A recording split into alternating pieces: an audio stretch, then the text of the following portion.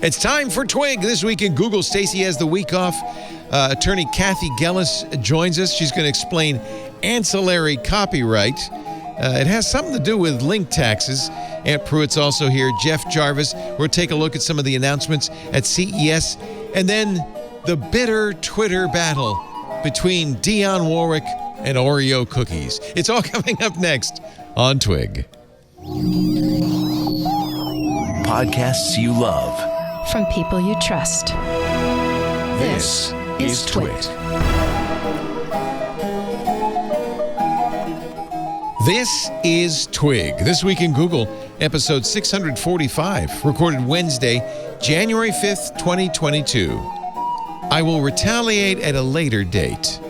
This week in Google is brought to you by Our Crowd. Our Crowd helps accredited investors invest early in pre-IPO companies alongside professional venture capitalists. Join the fastest growing venture capital investment community at ourcrowd.com/twig.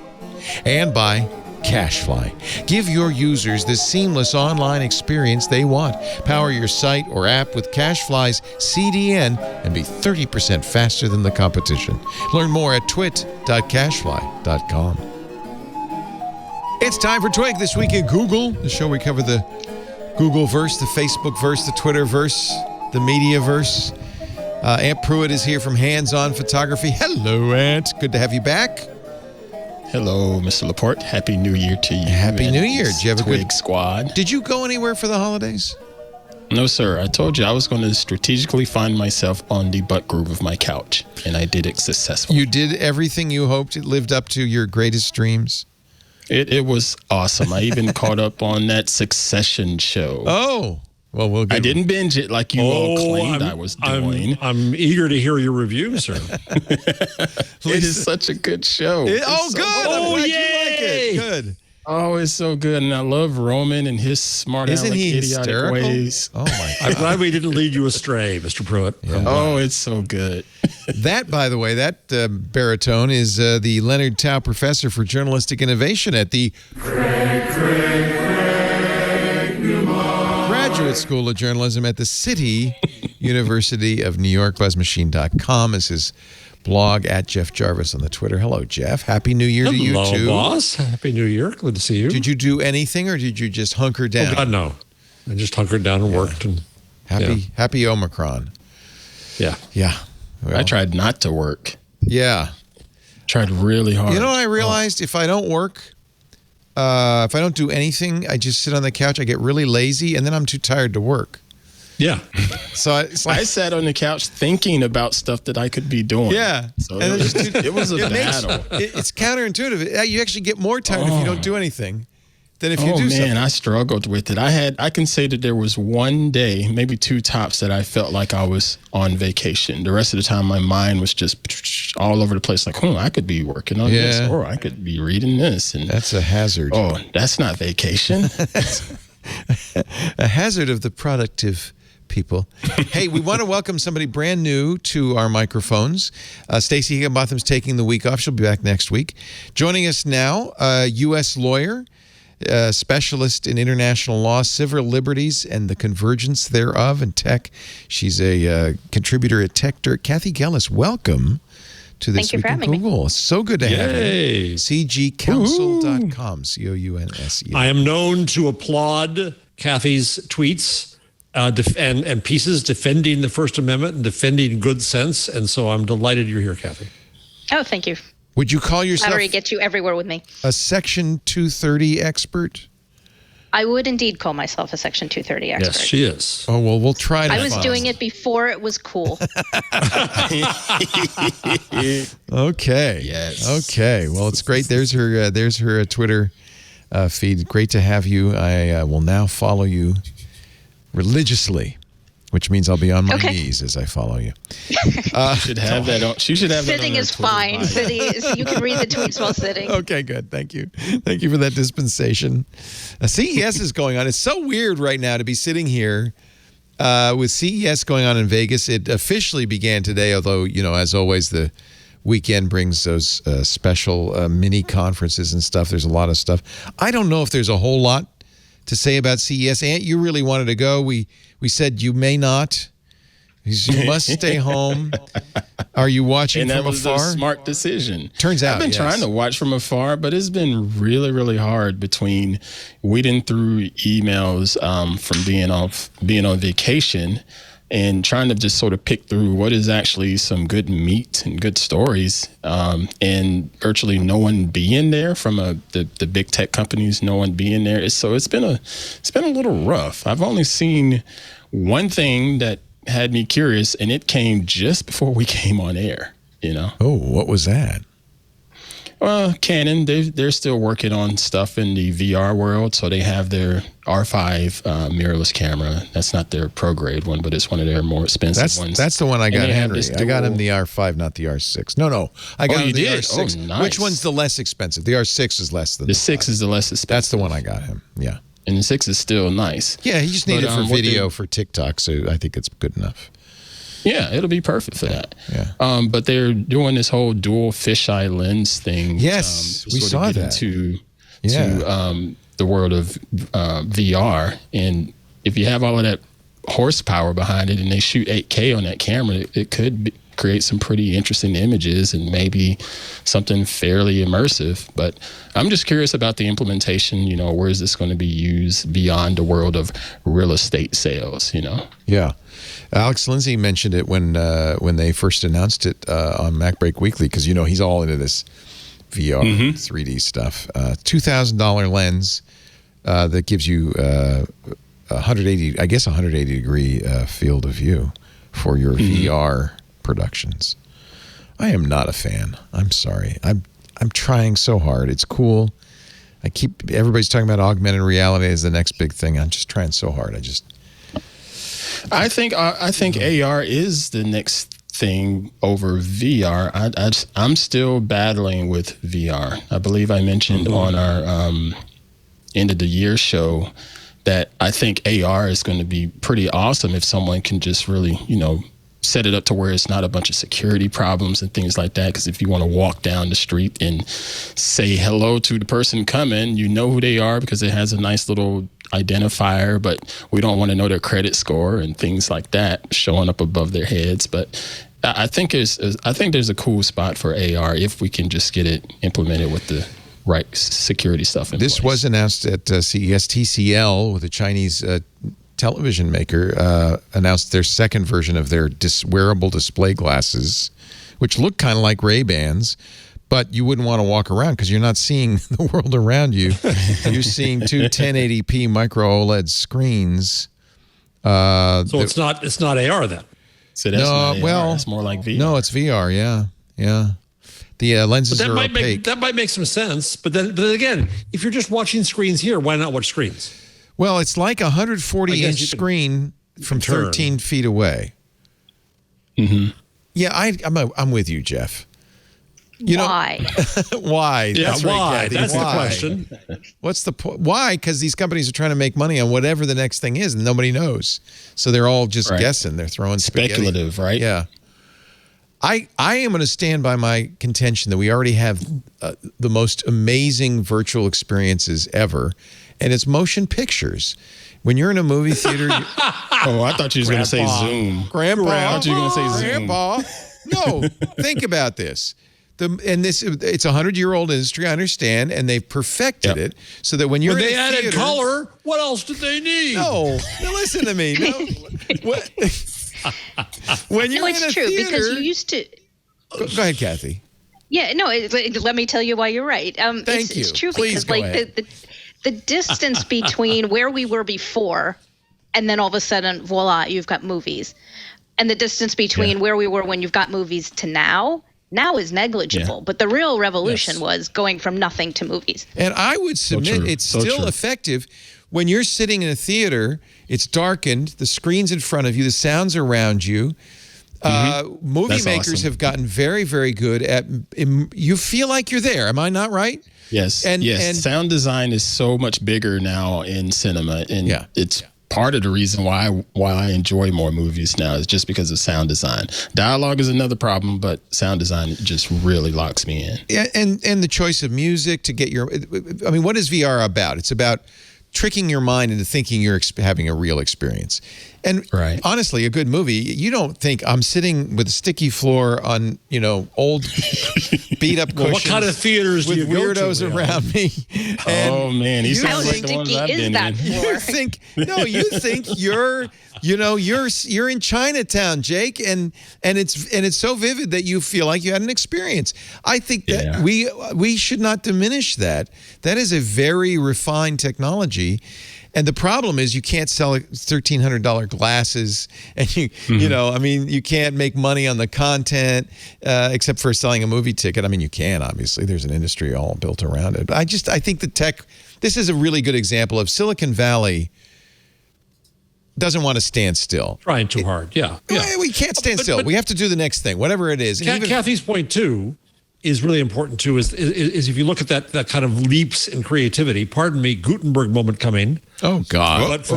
There it is. You call me an old guy. Take your drinks, people. Take your drinks. From 1450 until 1800, there was basically no advance in the technology. Because what were you going to do? People did things with it. They invented the novel, the modern novel, and the essay, and the market for printed plays, and the newspaper. So there's more to be done visually with what we have. I agree. So yeah, I think VR is about as meaningless. Watch out, Ant here, as NFTs. Uh-oh. Well, it's not like it's not the first time they've been talking about, and now we've got VR. They've been talking about VR before. In the 90s. And like every time it's like, it's going to be the thing. That's right. And it wasn't the thing. I mean, it was interesting as, had some interesting applications, whatever, but it mostly it never answered the why. And I think the technology is better, but I think we still haven't answered the why. And I think if you don't answer the why, nothing's going to happen with this trajectory either. I remember going to SIGGRAPH in Los Angeles in 1992, wearing a big VR helmet attached to a big cable attached to a multi-million-dollar computer and flying on a pterodactyl. And it was substantially the same, except for the heavy headset, but it was substantially the same. And it was a gimmick. It was cool, but I feel like it's still gimmick. By the way, Meta thinks maybe it's a gimmick. They have fired 300 developers that were working on a custom VR AR operating system, which is ironic. They just renamed themselves Meta. Just renamed it, yeah. According to the information, Meta instructed employees to stop working on an operating system built from scratch for virtual reality headsets. The XROS project had been in development since 2017. 300 employees working on it. Now, I don't know if that's what Mark was demonstrating when he did that famous, now infamous Meta video, which is ironic because the virtual character looked more like a human being than Mark Zuckerberg did. No. But maybe there was something wrong with the OS, or it wasn't doing it. But the company told some staff, according to the information, they'll continue to modify an open source version of Android to do this. Whoa. Google's Android, Meta's modified version of Android, internally known as VROS, not XROS, powers the current Oculus VR headsets. Did they also realize that people weren't going to trust them with it? No. Are you kidding me? Mark Zuckerberg has no introspective, no awareness, no insight into how people view Facebook, do you think? No. No. I mean, he gets memos periodically, but I don't think that instinct is necessarily there. He's classically tone deaf. Have you seen, Cathy, have you seen the new Netflix movie, Don't Look Up? Oh, I have boy. not. Oh, boy. There is a character in it that's a tech, Mark Zuckerberg. He's the third richest man in the he's a world. cross of various ones, I think. I think there's a little Steve Jobs in him. Mark Zuckerberg is there. I think Elon Musk. I think he. Yeah, he's a mix of all of them. Sure. Of all of the spectrumed folks in the field. I wish I could play a clip from this. No, don't. Mark Rylance. Mark Rylance. Wait, you got a lawyer here, right here, who can defend you, Leo? I am not your lawyer. I am a lawyer. I am not your lawyer. Let's be clear. Dadgummit, she's good. Yeah, she's going to, any minute now, she's going to say, fair use is a defense, not a... The ability to hire a lawyer. Yeah. I mean, I'm here more to mock stupid things about the law as opposed to counsel anybody on how to actually like navigate it. I'd rather complain about, this is a very dysfunctional conversation because we should be able to like enjoy the culture around us. And it's not clear that we actually can. And that's a bad thing that comes at a cost. So the law I do is to inventory that, complain about that, and to see if maybe we can make things better. But that's not a one-on-one represent people. That's a try to fix it for everybody type discussing it. And that there's any question about whether we could actually like share an example of what it is we're talking about.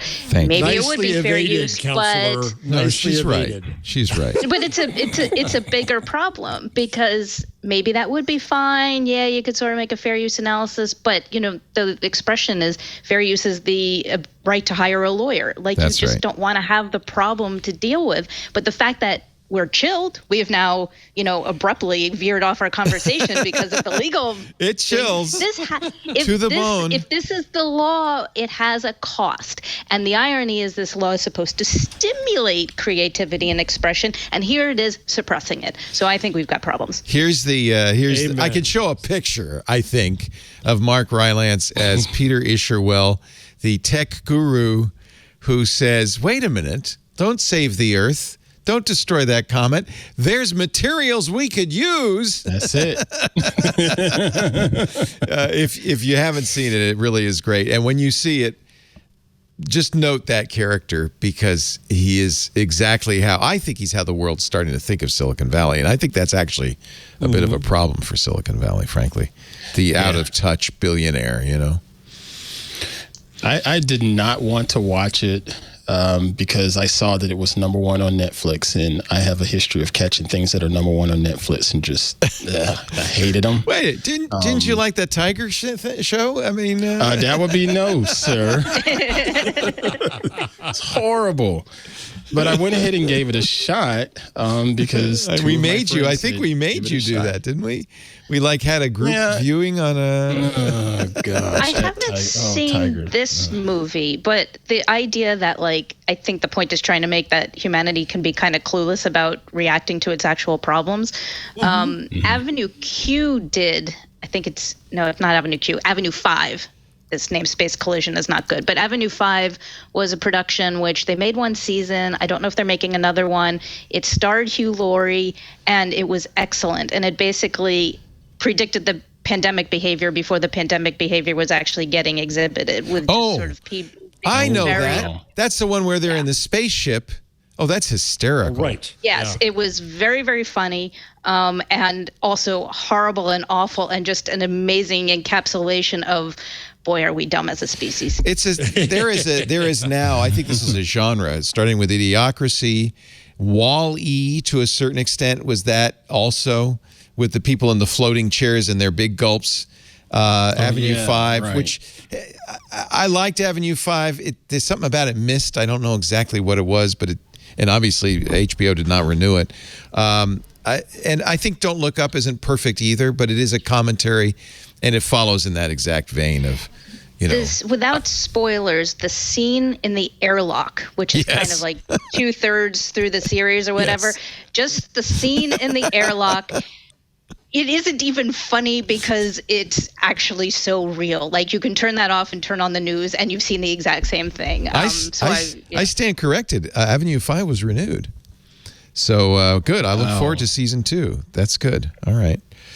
To the credit of Don't Look Up, they made me quite angry within the first 30 minutes to an hour of that movie, and I guess they deserve some credit for that. It made me emote. Angry because of the president and her lack of interest? Right, you're just watching that and you're thinking, oh man, this is a total reflection of the crap that I see outside. It was a little too close to home. Day. Yeah. And it just, Oh, it fired me up, and I almost turned it off. But I said, just continue to watch. I just read that script was written before COVID, which is another thing that's kind of interesting.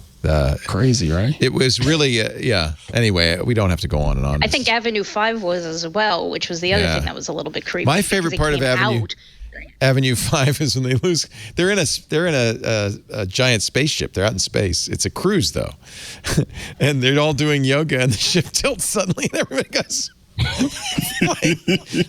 me, I don't know. I enjoyed that. Let's talk again about. We warn you, Cathy, that we sometimes get off topic. A little bit. I was talking about Meta abandoning. I'm just happy that I had culturally relevant. You were knowledge. so on. Okay. Yeah. Yes. You fit right in. Meta could revive, according to the information, XROS or some pieces of it at a later date. No word why they discontinued it, and it could just be a technical issue. But it seems to me a capitulation to say, well, we'll just use Google's Android. That's exactly what they didn't want to do. That's why they were building this, right? I mean, at some point you need hardware to put it on, and maybe they couldn't quite solve that problem, if not technically, maybe just in terms of supply. Maybe. I think this is a blue sky thing. I mean, I don't think they expected to have something next year. This is from the information again. As recently as June, Zuckerberg touted the importance of the new AR/VR operating system. This is in June, and said the team is pretty far along at this point. And then 6 months later, that's it. Never mind. So I don't know what to read in the tea leaves. In the Apple world, there's a lot of talk about Apple launching its kind of VR AR headset at the end of this year for $3,000, a three-screen device. And then, of course, just for Cyclops. What I don't know what I don't. Even in the rumor, they said we don't know what the third screen would be. They got two Sony screens, very high resolution, 4K or maybe even 8K screens, where your eyes are. But then they're buying this other OLED screen from Samsung, and no one understands. For the eye in the back of your head. Rear view. I don't know. This is. To me, again, this is an example of Silicon Valley saying we just got to find the next new thing, and we don't really know what it is, so we're going to do this. And I'm less than sanguine. I'm not sure it's actually they're coming up with the next new thing. They're following each other. I mean, yes, no, you're right. Facebook might even get credit for sort of rebooting the VR stuff, but then everybody else has to kind of do it. And the buzzwords, everybody's got to do the buzzword, whatever is the hot buzzword of the time, the cool tech. Like, this isn't actually demonstrating a whole lot of innovation. It's demonstrating a whole lot of, we must do the cool thing that everybody thinks is the cool thing, and that's not necessarily a valuable contribution. It is ironic that in Silicon Valley, where in theory you honor the mavericks, here's to the crazy ones, and it's just everybody. What is he doing? What's he doing? Let's do that. There's a lot of groupthink in Silicon Valley. Speaking of which, Samsung has promised a groundbreaking new TV feature, NFT support. Oh, come on. Let me repeat my previous comment about everybody following the buzzwords. This is like last year when everything was better with a slight coating of blockchain. Blockchain. Blockchain was the Vegemite of Silicon Valley for a long time. Before that, it was IoT. NFT. So, and then, of course, in a related story, Norton, the antivirus company, announced that Norton 360 will now come with a Bitcoin miner. Shout out to Corey. Did we say antivirus? Yeah, basically, we're going to put our own virus in there. We'll take 15%, but you could make some money. You could. Already they're notorious for like completely bogging your computer down. Now you can heat your home with it as well. So, it's just, it's one of those jump on the bandwagon things. I have a question about Norton. Do any of you know their market share? Are people still huge Norton software? It's Norton and McAfee, both of whom are Yeah. But Such why? paragons of virtue. Paragons of virtue. That's the words I was looking for. Norton has a 10% market share, according to Simanotech. Simanotech.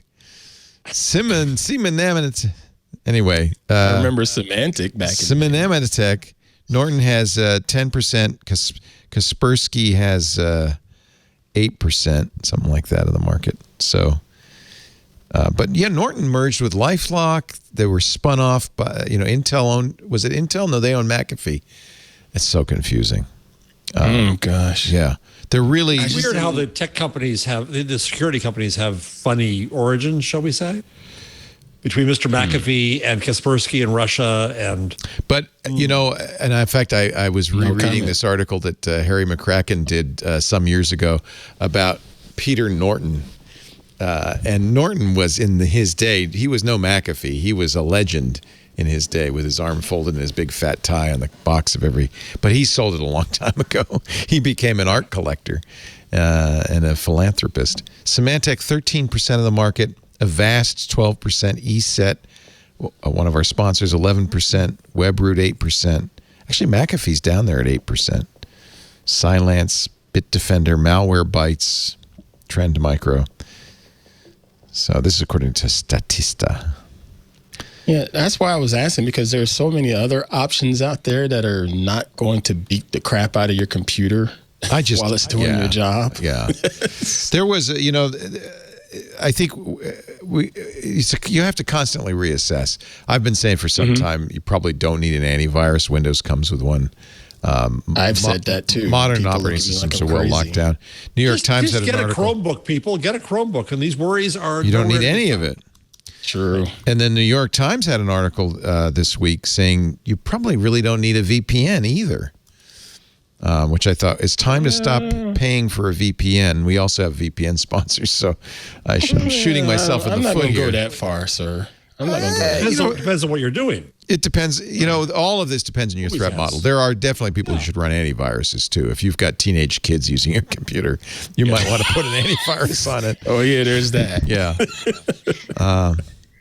Times change. Things move along. I don't know. I don't know what to say. But I think... Did we just leave entirely CES? Did we do CES? No, this is still CES. That was the Samsung TV. They announced that. I'm actually waiting. I'm trying to figure out, because I mentioned this last week. Scott Wilkinson, our home theater guy, said there is going to be a big announcement at CES. A new TV technology. NDA, right? And I've been waiting to find out what it is. And the best I can figure is Sony has announced a new kind of OLED TV with quantum dots, which can only be run by a quantum computer on the blockchain to show your NFTs. I don't know if it doesn't have Scott Bakula and Dean Stockwell. I just don't think it should be called quantum. There's anything. A reference. Oh. Wow. Oh. Okay, you win today. You win today's old TV show reference. I am amazed at how hip I appear to be right impressed. now. I am so impressed. Sony announced the world's first quantum dot OLED TV, the Bravia XR series. So OLED, I think we all agree OLED right now is the best technology out there. I've been watching down the road for micro LED, which Samsung's been showing.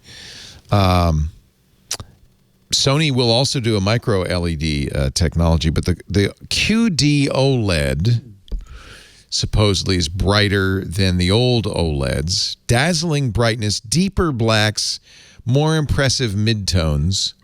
And if you're impressed by that, you'll love the list price. I don't actually know, but I'm sure it's very expensive. I guess that's what he's talking about, Ann. I don't see any other big announcements in TVs. But there's the Samsung Projector, which is kind of cute. Yeah, they've been projectors. Oh yeah, the short throw. Yeah, but this is more of a consumer product. $8.99. It's kind of cute. It looks like a little can light you might shine on the painting of your ancestors on the wall, but in fact it's a hair light. Or a hair light for those of you in the television business. It's the Freestyle ultra portable smart TV projector, weighs less than 2 pounds. Typically these don't have great pictures. $899. $1080p. It can play music and includes 360 sound. And it has a Samsung Smart TV platform on it, which means they can spy on you as well. Oh, yay. Oh, good, yeah. Well, Anker's version, odd to come from the Anker brand, is bigger, but it's 4K. Anker actually has had projectors for several years now. So these little portable projectors, I guess this is a category. I guess if you didn't want anybody to know you had a TV, this would be. You can see it, yeah. There's a market. Oh, don't laugh, Jeff. There are a lot of people that I don't. Oh, I've known those people. Having been a former TV critic, people used to all the time come up to me and say, well, I don't watch TV, or I only watch PBS. The idiot box. Yeah, I only watch PBS unless I'm watching The Bachelor. I said, well, I always said that. How do you know who Vanna White is? Yeah. You don't have any cultural, understanding. How are you going to mention, Scott Bakula in a conversation? Right. You gotta. So I need to send a thank you to my parents. Thank you for having a TV in the house and letting me watch it. Remember the You're talking about LG roll-up TV? This is also a TV designed for people who didn't want anybody to know they have a TV. It just looks like a credenza, but the TV rolls out of it. Notice the price, by the way. It says inquire to buy. If you have to ask, you. Yeah, it's. I think I asked, and it was $100,000. So it costs a lot to not have a TV. Keep it. To appear. You were talking about the QOLED. QOLED. Yeah. What gets me is I'm like, how much better can the televisions get now? Because now who sounds like an old man? Home, now who sounds like an old man? Yeah, but I mean, don't get me wrong. 8K video is beautiful. 8K video, but there's no content. But the delivery, getting that to the masses, is not going to happen anytime soon. Yeah. The TV that you have in your lovely home is absolutely beautiful, and why is there something else out there even better than that? And can you imagine something being better than what you have in your home? Well, and I used to think that who needs HD? And I was a TV critic, for God's sakes. I sit down in front of the 4K OLED and I love it. Maybe it's a little too real, but you really feel yours is like ridiculous. Yeah, like you're watching. It's really nice. Well, then we have that big projector in the living room. That one's huge. It's 100 inches. That's not going to get replaced until I think micro LED is the future of that, because those are little. They're squares. You can make it as big as you want. You just keep attaching them. But there's some technical issues that they haven't solved yet on the edges and so forth. So, the refresh rates, I see Scooter Atz is mentioning in the IRC, brighter, richer colors, better processing, better refresh rates. Yeah. Yeah, all of that makes sense. HDR is a big jump. But we already have HDR. Yeah. And it looks great. Well, how about HDR? I still have to go back to the question, though, of why. Because it also, whether this is better also depends on what you're watching. So until quite recently, I was watching TV on a 20-inch CRT monitor, and I was perfectly happy because it could deliver what I wanted in a way that whatever I was watching, I could be fully Quantum engaged. Leap looks great on it. But if you want to watch anything from the 21st century... I have other tastes and preferences, I'm sure they'll come up later in the show. I am teasing you. I'm more likely, to watch sort of a public television type thing and show me my actors and show me my drama. And I don't need to see every pore on their face. And I don't need the special effects because that's not going to wow me. That's going to distract me. That's not the thing that goes into what I consider an enjourable content experience. Yeah, but you're an outlier. Some exceptions may be required. You're an outlier. You just said I was hip. I had all the knowledge here. So, you're not the mass market. I take it back. I mean, people are watching sports and action movies. That's what they want. And what really has driven this is the last 2 years where you couldn't go to a movie theater, and people want a much more immersive movie theater style the experience at home. Netflix is having people shoot in 12K and raw and so forth, and it's just absolutely beautiful, but it's only going to be so much that they can deliver to us over the internet. Well, you're a photography guy. I mean, people have said, well, why do you need more resolution in a camera? The only time I need more resolution is for cropping, because there are going to be instances I want to take a portrait of someone or some. So you wouldn't, what have you. You wouldn't say, I need a 41 resolution megapixel image so that I can blow it. I don't know what you blow it up the side of a house. Right. You don't need it to make it bigger. You need it to find the bit that you want to zoom in on. It's more like I don't know what to choose from it, so I'll take the big platter of images and then pick what I want to focus on later. I guess this is the theme then of this show is Silicon Valley is like a shark. It can't sit still. It has to move forward, whether we need to or not. And I return to Gutenberg. Watch out. Where what's interesting is going to happen this episode. We're all going to leave drunk. What's going to be interesting is not what happens in Silicon Valley. It's moving past the technology. It's what people do with it that becomes interesting. When the technology becomes boring, that's when life becomes interesting. Well, I keep saying why, and not just to be like have a catchphrase, but to basically point out that if you're not answering that question, I think the innovation is just going to slide off. It's not going to be meaningful. It's not going to find a market. But if you actually try to think about the why and think about the use case and think about how people interact with their technology, it's probably better business because you're more likely to be able to mesh with your market because you're meeting what the market can need or might imagine that it needs. If you can't answer the why even as your company in a way that people think is plausible, I don't think your business is going to be successful, no matter how cool it might actually be. Do you think tech companies are doing a good job of that? I think there's been moments when they have. I don't think Silicon Valley on the whole has probably done that very well. I think a lot of times you get people who are like, I built something, it's cool, and that the coolness should be able to speak for itself.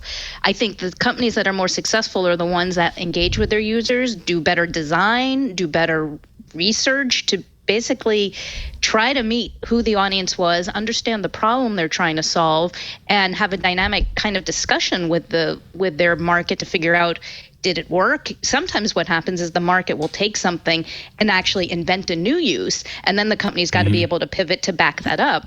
But if you're listening to your customers and you care and you're actually designing for them and you care about the function and you care about the use and you care about the usability, those are, it's not a guarantee, but you're much more likely to be successful than a company that doesn't bother and just focuses on the coolness and the, 4K, 8K, 12K, whatever, stuff all your numbers in. Success in technology is more about just making it flashier. It's got to be more useful. I know this is a really niche population, but the photography side of things, Canon and Sony, that's exactly what they did. They took a lot of feedback from the community and slowly started to implement it into the different products out there, whether it's the less expensive beginner camera all the way up to the pro grade stuff. They took a lot of heat over the years because they would do some things that were quite asinine, but they took note of it and put it in place, and they have some really, really great products now. I do have to point out that I agree with you 100%, Cathy. I think that that's exactly what tech companies should be focused on. However, they've managed to make a pretty good success for themselves without necessarily doing that. I don't know. It's just, so Apple this week, Apple hit $3 trillion in market capitalization. Are they still there? No, they went back down a little bit. But if you look at, there's Microsoft right behind them at this is from the New York Times, 2.5 trillion. Alphabet at 1.9 trillion, Amazon at 1.7 trillion, Meta almost $1 trillion. It's only when you get down below half a trillion that you get to, traditional big money companies like Disney and JP Morgan. And actually, this was the most amazing stat of all. Apple's $3 trillion market cap. Let me see if I can find this. Makes it worth more than, I can't. But it was like all the top 10 companies combined. Here it is. Apple's $3 trillion market cap makes them worth more than Walmart, Disney, Netflix, Nike, Exxon, Coca-Cola, Comcast, Morgan Stanley, McDonald's, AT&T, Goldman Sachs, Boeing, IBM, and Ford combined. That's amazing. Add it up. Well, Apple is not the exception to what I said. They're more proving the rule, because one of the things that Apple did and did well, and it fueled its success, was to actually care about design. I don't happen to like their design choices, but a lot of people fell in love with it, and they were obviously engaged with UI experience, design, touch, feel, and things like that. I think the bigger exception is Facebook, which seems incredibly out of touch with how people actually might be inclined to use their product. And they keep making it substantively and materially worse because they don't seem to really understand why people were drawn to it in the first place. So I think they're the exception, but Apple is not. Although once Apple gets big and they've got enough capital to do whatever they want, then they can make plenty of mistakes and it's not really going to matter. But they're also able to become bigger in other spaces because they've got the capital and they can invest. So they can do hardware, they can do software, they can operate on an IP level, they can operate on a thing level. That just gives them an advantage in every sector, which can snowball into something as big as you describe. I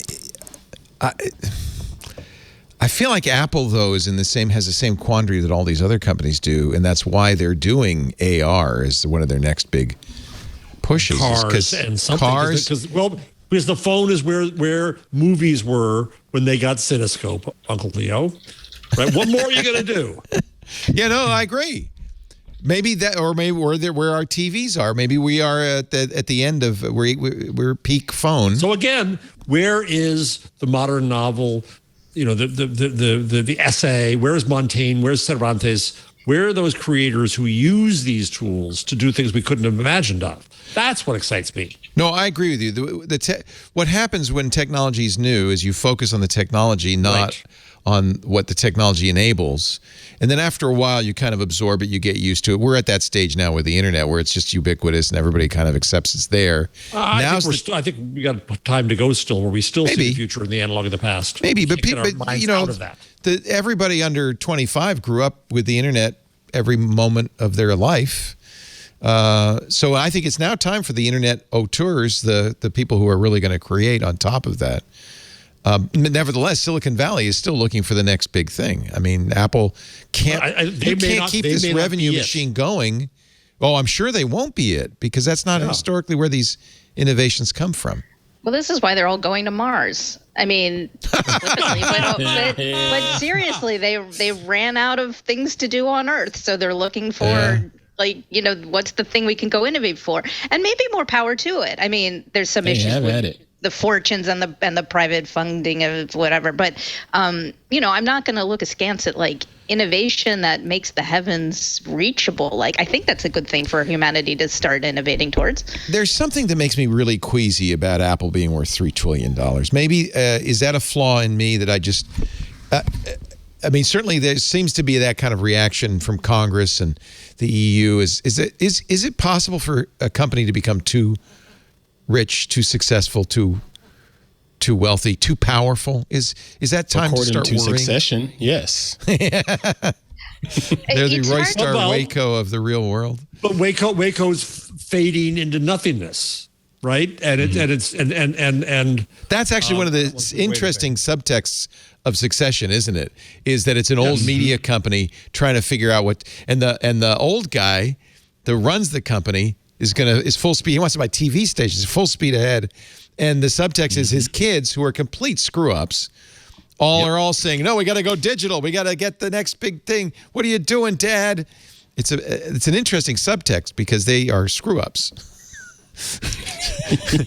And he continues to be the top dog in all of this. Top dog, I don't know. Yeah. So is this a flaw? Let me ask Cathy. Is this because you don't know me? Is this a flaw in my personality that it bothers me that Apple's this? Apple, they already hate me. So that Apple is this powerful and this rich. Does that bothers me? I don't think any company should get this rich. The framing of this question is interesting. I think I have trepidation answering this because I'm afraid of the regulatory response if it turns out that this is actually icky. But I don't think you're weird to feel icky about it. So, it's one of the things of, I can't say that we shouldn't maybe ask some questions about how did this happen and is this a good thing and how do we make sure that it's not a bad thing? That's reasonable. But it's hard for me to be very enthusiastic of down with this sort of thing because I keep seeing what comes out of Congress where they want to be down with this sort of thing, and it's some really bad ideas that don't necessarily fix any of the ickiness and basically make it that like goodbye innovation, goodbye future capitalism, goodbye future success of any sort of companies. Like they end up salting the earth for all sorts of other things that we might actually want to have, like smaller companies rising up to be successful and be competitors and things like that. So there be dragons, but you know, the overall instinct that you're articulating of this kind of feels icky, I think that's a perfectly reasonable thing to feel. Some would say it's kind of anti-American. I mean, we celebrate well, no, because I success. think our story is competition. Like you want to have the best win. And the thing that we sort of feel is if they're too big, then you start to worry that the best isn't winning, but like the luckiest, the most privileged or something like that, where it doesn't really feel like we're rewarding the best. We're just rewarding the biggest. And that doesn't feel good with the American mythology, I don't think. Yeah. It's Jeff Bezos' like flywheel is that success breeds success, and you got this flywheel, and pretty soon it doesn't matter if you innovate or you do good for people or if it's a valuable company. It just does. It succeeds because it's that big. I mean, we don't remember Carnegie because of the railroads. We remember him because he funded other stuff with his riches. So maybe that was a dysfunctional way to get this other stuff funded, but it's the thing that we seem to value more than we actually cared about his, you know, capitalist oligopolist practices. I think that's another American pathology because, you know, Carnegie wanted to revitalize his reputation. So he started building a lot of libraries. I don't want to necessarily redeem the whole, how did he go from a robber baron to, you know, somebody that we like in history. But I'm noting that the pivot point of what we remember and appreciate was not him being the capitalist, but him being the... And that's what Bill Gates is hoping as well. Yeah. You know, I think it worked, by the way. I think it's working for Bill because people see him now as, you know, he's the guy who got the world vaccinated. It did, but I don't think it's working quite as well. I think he's made a couple of recent decisions that have undone his PR campaign. Yeah. Yeah. I don't have a problem with Apple making all of this money, considering that they go about it pretty smart with efficiency and controlling the whole stack and so forth, and just really making their profit margins just so much bigger. That's business. My problem is the fact that they pay a lot less taxes than regular Joes like us. You know, that's the problem I've always had with these big tech companies. They're able to swindle around the system and that's a flaw with the tax code. I mean, that's one thing you can go to Congress and say, hey, fix that. There should not be these loopholes. But then they lobby against us with their deep pockets and keep things the way that they are. Well, that's one thing you get with $3 trillion. You get a couple of trillion you can really use to improve your fortunes. I mean, I'm a fan. I don't mind regulatory responses, but I don't like reactive ones, and I don't like ones that don't understand the problems they're trying to solve. There's complexity, and there's, things are interdependent and nuanced, and you really need to understand what's wrong, why it's wrong, what the interplay is with things that might even be right, before you start trying to fix things. And the problem is the ickier something seems, the more problematic it seems, the more it it's a visceral attempts response. A regulatory response that is overreactive, not appropriately tailored for the solution, and either won't fix it and or will create a whole bunch of new problems that you didn't bother to anticipate because this seemed like a really good thing that you could score political points on. So I don't mind conversations about like what is wrong. Let's dig into that. It's not like, oh, capitalism, but let's think, are there things in the tax code? Are there things in the way we do corporate structures? Is IP laws? There's a lot of things going on, and they're worth a look to figure out, are they accidentally, even if we thought they were good, are they having some byproducts that aren't good? Those are fair questions to ask. But then I pull the reins when people are like, well, it's simple, let's just do this instead. And it's never that simple. And you have to be much more careful, or else you ruin things that you actually did value. Bingo. But this is the way, this is how it works. This is the conversation starts. People propose things, and other people say, well, that's not good. And we go back and forth. Isn't that part of the process? Is the brainstorming, in effect?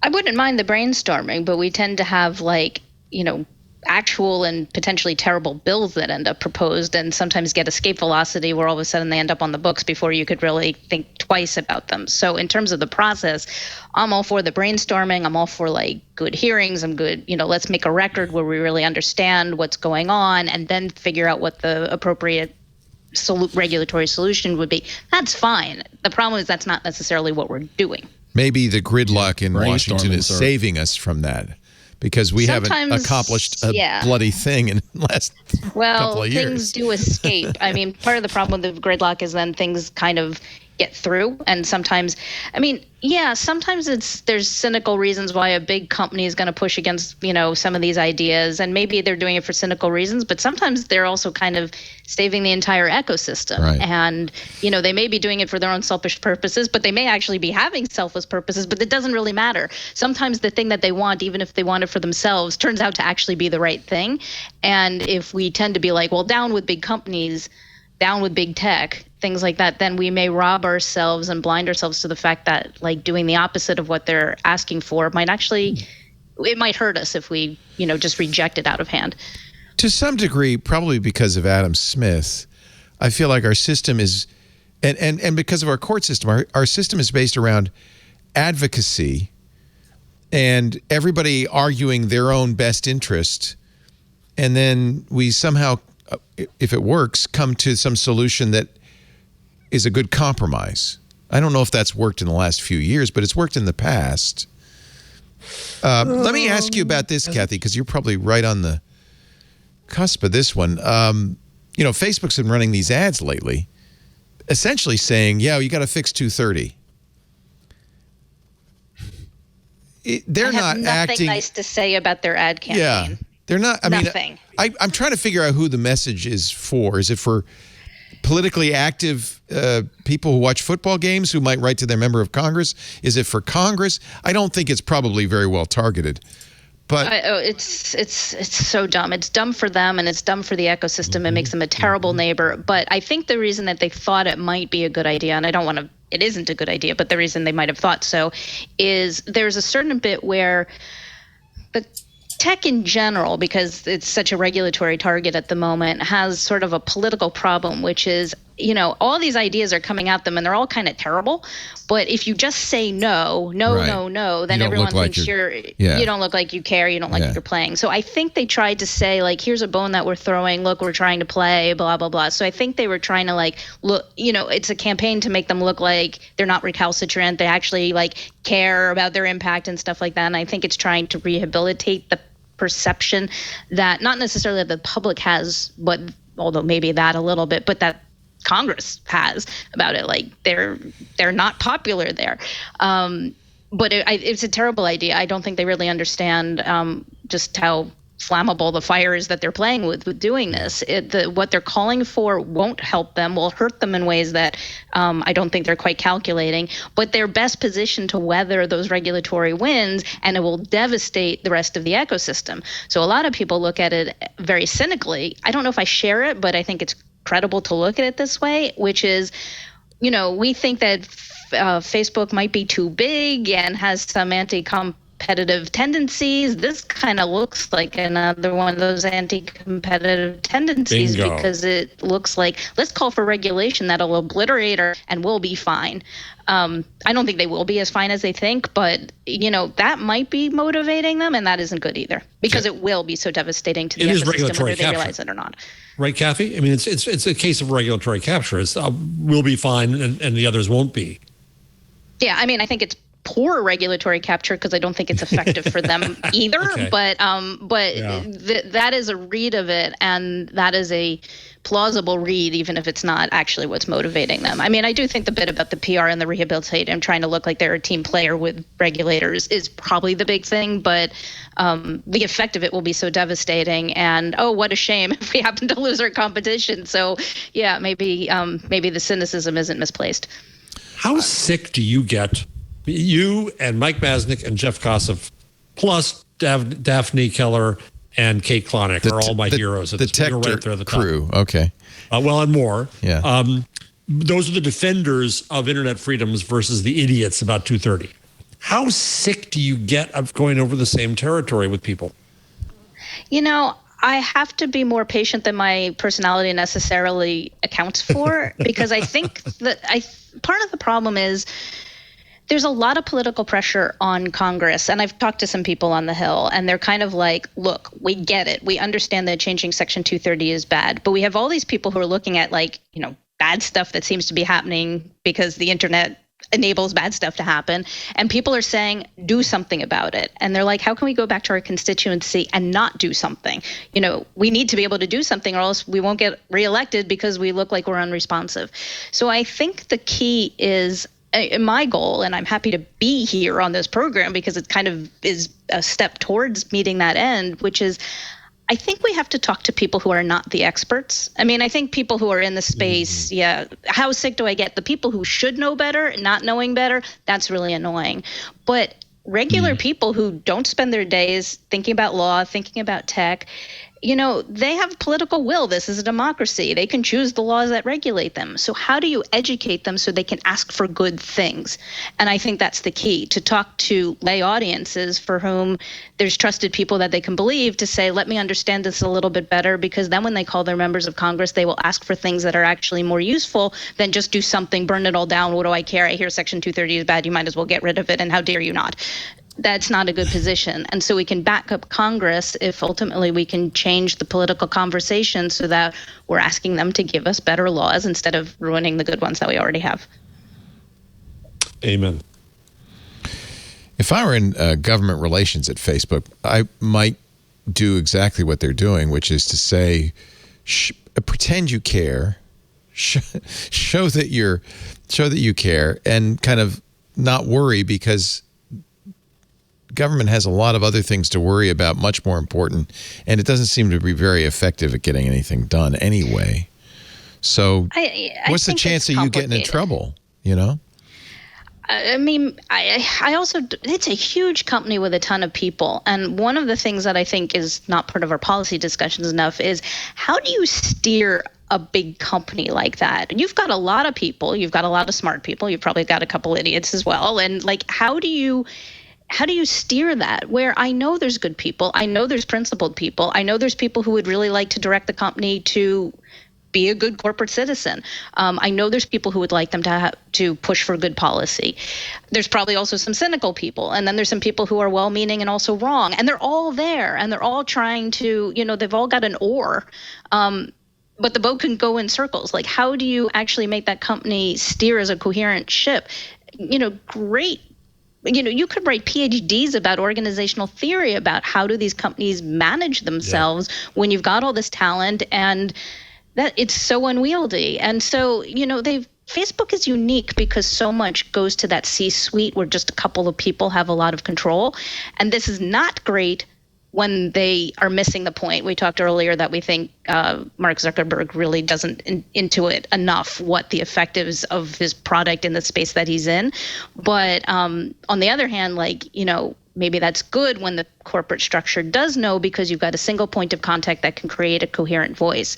Right now, you've got a really weird hierarchy where you've got a couple of people who can actually make the decisions, but an awful lot of other talent who might want to direct things, but they may not all agree on which direction they should be directing things either. So I don't entirely know how we fix it, but we should understand that that's a dynamic. And when we deal with Facebook, to understand what it is that we're dealing with, because it's not necessarily like the cult of a personality. It's something more complex than that.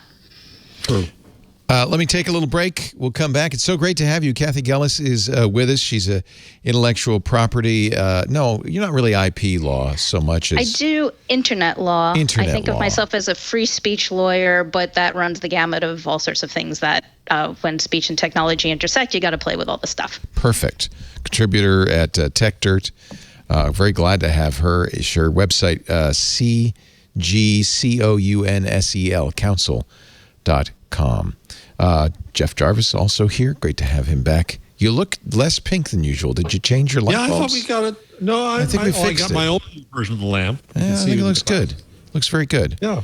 And of course, Ant Pruitt, who always looks good. He can't not look good. It's just the way he's built. He's looking more pink with that shirt, though. I like the shirt. I like the shirt. It's good. Our show today brought to you by Our Crowd. This is a really interesting company doing something I think is very interesting. It's not for everybody. You have to be an accredited investor to get involved. Our Crowd is a venture capital firm. They have accredited investors. They've got deal flow. They're looking at a lot of companies. They specialize in the global private market. These are not companies that have gone public. They're looking for companies, tech companies that are innovating, driving returns for investors, companies that might even have big exits, whether it's IPOs or sales. They're looking to get in early, in other words, from personalized medicine to cybersecurity to robotics, quantum computing, in state-of-the-art labs and startup garages and anywhere in between. Our crowd is identifying innovators. And then what's great is you get to participate when the growth potential is earliest, right at the beginning. That's the highest potential for growth. Our crowd's accredited investors have already invested over $1 billion in growing tech companies. 21 of their portfolio companies are unicorns, over 40 IPOs or sale exits. It's a really interesting idea. Basically, they're sharing what they know with you and giving you a chance to participate. What's nice is you can get involved for free. You can sign up at ourcrowd.com/twig and kind of get involved in the deal flow. Now, the first thing you're going to have to do, though, is check, go to the site, sign up, and input the country you're investing from. Every country has different rules for being an accredited investor. This is for somebody who meets those requirements. You can, if you are an accredited investor in your nation, you can participate in single company deals for as little as $10,000. They have funds too. You can get into our crowd's funds. Those are a bigger investment, $50,000. You do have to have a minimum of $10,000 in others in order to invest, but you don't have to invest right up front. The whole idea is you can join our crowd. You can look at these new companies, see where they're going. The investment terms are going to vary depending on where you invest. I'll give you an example. I don't know if it's, there it is on the left, Blue Tree. This is really interesting. This is a company that could revolutionize the $1 billion+ total addressable food tech market. What they have is they've developed a process that reduces the sugar significantly in any natural liquid without reducing the taste. Wouldn't you? I mean, you just as somebody who drinks fruit juice, you would say that sounds great. Health risks are lowered, but the taste is there. Blue Tree has already signed a 5-year, 100 million liter contract with an industry leader, but they're not public yet.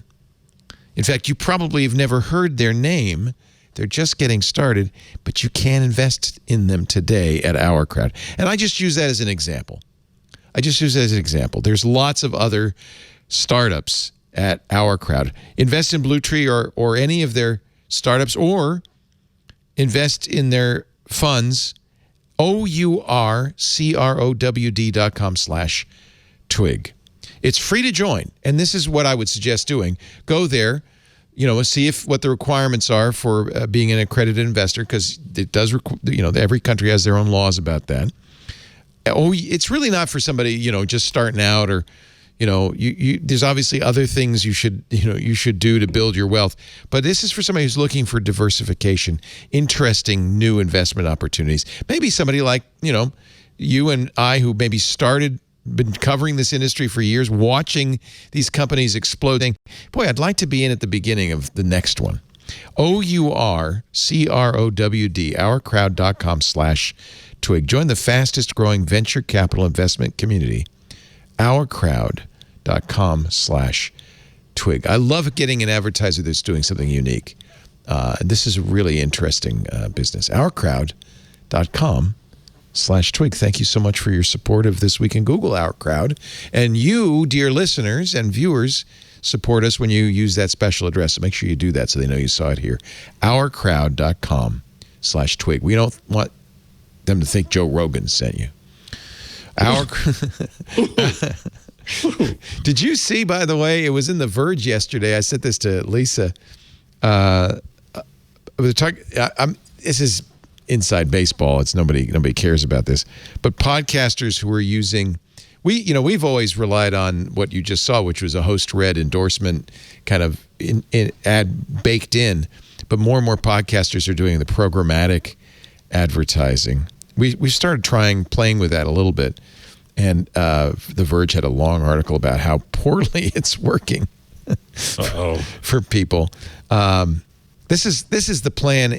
We've talked about this before. This is what Spotify is doing. In fact, that's the number one programmatic company. They bought Megaphone, which we use, and it's part of their Spotify Spotify ad network.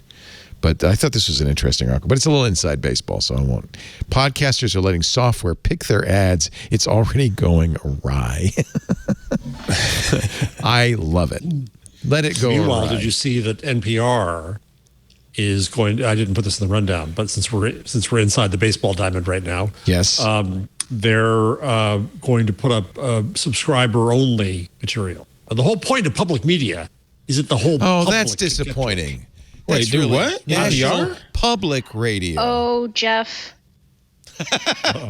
We're old Jeff, timers, I hate Cathy. to point you to something that's in the rundown. No, but you should read the comment that NPR filed before the Copyright Office in the study of the ancillary right for news publications. Yeah, I want to get to this. You will not like it, given what you just said, that the point of public broadcasting is that the public can get access to it, and they are pushing for an ancillary right that would allow, essentially, cause a statutory license to exist for, any of these platforms, or what I call audience facilitating services, that. Yeah, I mean, they were very clear in the testimony. We don't mean a link text. It's a link text. It's the idea that anybody is aggregating anything else on the internet to direct audience to these other sites. How dare you do this? How dare you make money associated with it? That should be ours because we need the money too. And NPR came out in favor of, yes, we should totally have this scheme because we need money too. And I think it's completely contrary to its mission. Sorry, what you call link text, I call a Leistungsschutzrecht. Yeah, because he likes to say that word. Yes, I do. Cathy's, your piece on this, I didn't know that this discussion was as far along as it was in this country. I thought it was only happening in Germany and the EU and Canada and Australia. But the lobbying power of old media apparently is working here too. Why don't you summarize, if I may be so bold, since you brought it up, and I think it's a wonderful piece, your arguments. I mean, our arguments. Our arguments is this is a terrible idea. Our argument is that this is a completely inappropriate use of copyright. That the point of copyright is to make sure that the public has access to, puts up walls to that. And it's economically infeasible, dumb, stupid, cumbersome, costly, and really detrimental to the financial interests of any smaller publications that exist in the long tail, where any revenue it's going to collect is going to go to big players, and small players aren't going to get a significant piece of the pie. But meanwhile, the services they depend on to have their expression reach audiences is not going to be able to get there because the services are going to be disincentivized to provide the services of directing attention to anybody. Right. You won't get the services, you won't get the platforms, you'll have fewer choices, and you'll just be shouting in the wind with your own publication because you don't have those intermediating services to help connect you to audiences because they can't afford to, because we decided to pick their pocket for how dare you actually make money, doing us a favor and giving us the audiences we have always said that we wanted and needed in order to be viable entities economically. So this is killing the golden goose on an enormous scale if they actually go forward with it, and really detrimental to anybody smaller who doesn't agree that that's in their financial or expressive best interests. I love that you put it this way in your argument, is that you think you're doing something good here. You would think that we at Techdirt would like this because, we want to get paid for our stuff. But in fact, you're hurting us and at Techdirt, speaking for Techdirt, and thus you're hurting the competition you supposedly want to foster. So the big guys, see previous discussion about regulatory capture, are the ones who win, and small guys and new guys lose, and so we all lose, and we all lose our freedoms. And this is just abhorrent that it's gotten this far, and I didn't know it. My blood pressure would be a lot higher if I'd known it. Yeah, ignorance sometimes is medically necessary bliss, but I mean, at the testimony that they had, there's on the one hand, they're like, well, we need another Google. Google has too much power. And it's like, but you don't see that if you do regulatory schemes like this, you're salting the earth and making it impossible to have anybody go into the business of doing anything that's going to direct attention to any of these sites anywhere. Like, you won't get your other Google. You're going to solve a monopoly power essentially by stoking more monopoly power. Just put it somewhere else. None of this is logical. None of this is rational. None of this is a good idea. It's undercooked and really rather greedy and entitled, where the common theme was, how dare any of these people, based on giving us audience, if there's any money to be had by sending people to us, then that's our money and we need a piece of it, or all of it. But there's really the bad guys this time. Sensible reason to think that. Sorry, Cathy. When we delay, yeah, no, I mean, I can't hear you. So yes. I thought. Okay. So I apologize. I was not trying to cut you off, though. I just no. did. Tell me what you were saying about the bad guys. Well, so in the prior discussion about Facebook and its campaign to say, oh, yeah, we're fine with doing 230, that's regulatory capture on their staff. The bad guys in this case are big old media. In this case, the platforms don't want to do this. They don't want to ever be in a position of paying for what we used to call content. They don't want to be paying for links, but they get forced into it. And that's what happened in Australia, where they say, okay, here's backsheesh. We will bribe you into not pushing this law so far that everybody's screwed.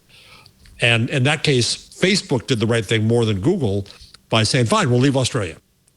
And so that now it's going to happen in Canada. Now it's happening in the EU. And now it's happening here, where it is big, old media who never acknowledge the conflict of interest they have when they cover the internet, who see the internet as a competitor. They went after radio this way. They went after billboards this way. They went after television this way. And now they're just going after the internet this way, the way they always have. They cash in their political capital to get protectionist legislation passed. And that's what's happening here. And it's my colleagues in big old media who are screwing you guys, you Leo too, and you Cathy and Mike at Tech Dirt, the small and new guys. And thus it affects all of our freedoms. Well, it does affect everybody, but I wouldn't necessarily focus on just the big old incumbents. There is that. I don't want to say that that's wrong, but that's not a complete enough picture about the people jostling for this. Because you will see some of the smaller ones also thinking it's a good idea. I mean, this is really what we saw with music copyright, where you had a lot of big incumbent record companies and big incumbent artists who decided this, having compulsory licenses would be good for them. And they sold a line to all the way down the spectrum to mid-size and smaller, where, oh yeah, this is good for you, you need this too. And so a lot of people who really don't realize the consequences are also calling up and asking for these things. So what about the BuzzFeeds and the Voxes, now that they're getting bigger and they're consolidating? Are they basically just big old guys now, or not? I don't know. I mean, this was really depressing. There were, a lot of it also is that people aren't necessarily advocating directly. They're also advocating via organizations, and the organizations are taking strange lines. Like, I do find it weird that, the news media in particular really needs the First Amendment to function, and pushing for any sort of law that has an anti-First Amendment consequence to it by chilling expression really seems like something they should be very careful about. And jostling in the copyright space is really not going to pay off for them in the long run, because it turns a lot of barriers to expression. And this seems like the industry more than any others that should really understand how important it is not to have barriers to expression if you're going to be able to express yourself. So is this constitutional in the United States? Do you think, God knows what the courts we have now. So just imagine it's 10 years ago when we had courts, and you had the opportunity to argue it. Do you think that a ancillary copyright in the U.S. is constitutional?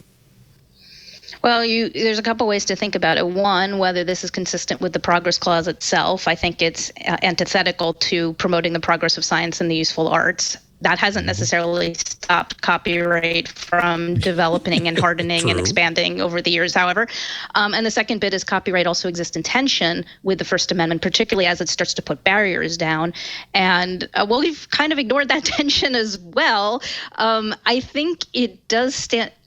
This is a very naked emperor, and nobody's paying attention to the kind of conflict we're setting up. There's so many people are so enamored with the idea that copyright can give people something that they have, and why would they ever want to let go of it? And it just blinds people to the reality of, well, what does it mean when that right is so long-lasting, impenetrable, unshareable, taking away from public domain, taking away from fair use, the effects on the internet with the DMCA and all the prior restraint that causes. People don't look at the collateral damage because they've kind of bought into the the idea that copyright was something that they could just have and how dare anybody take it away. But this is a really modern development. It wasn't always like this. It wasn't supposed to be like this, because now all of a sudden copyright is doing the exact opposite of what it was ever intended to do. It's shutting things down. It's slowing the sharing of ideas and information. It's shutting down expression. And, the Constitution is kind of built around the idea that if democracy is going to work, that's not the thing that should be happening. It should be the exact opposite.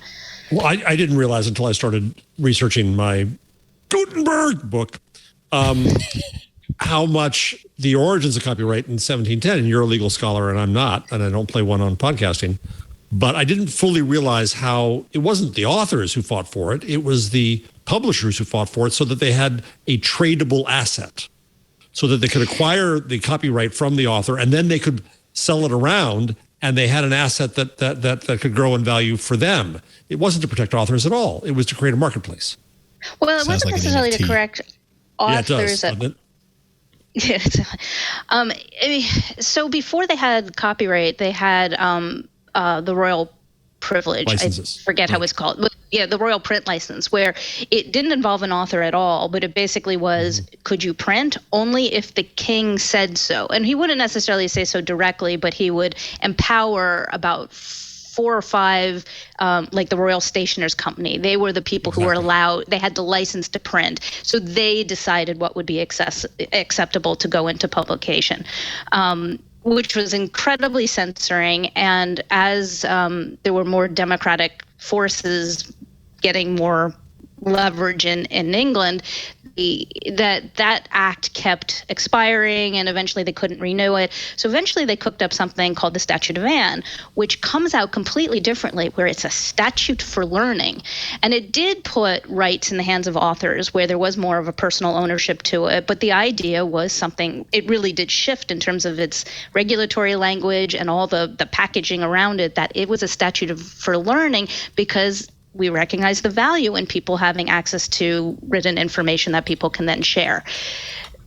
I've heard what you've said before, that actually this was sort of a cynical calculation by the people who just wanted to sort of make sure they got leverage under the new system, and this was the new system designed to make publishers do fine, and it really wasn't about the authors. But it was still, in principle, a much better thing for the public, and it really did sort of increase public discourse. People could go to pubs and talk about things because they could share their pamphlets with each other. And it really did have a sort of, if you want democracy, this is the kind of thing you're going to need to have, so people are informed and able to exchange information.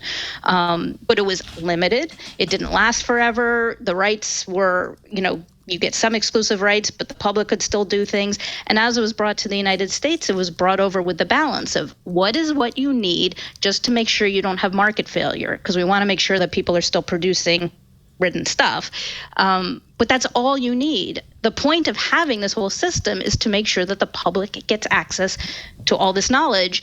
So if you create a system that takes it away from the public, you're not doing what you were supposed to do. And It's not the way copyright was written in the founding days of America at all. It's really divorced from what those principles were at this point. So this was all triggered by a phrase called ancillary copyright, which I think is probably a term of art that isn't widely known by people in our audience. I don't want to patronize anybody. If you've been following this, I'm happy. Please patronize me, sir. But I think Cathy and Jeff know what ancillary copyright means, and now having read your pleading and listened to you, I understand it better. But we should explain.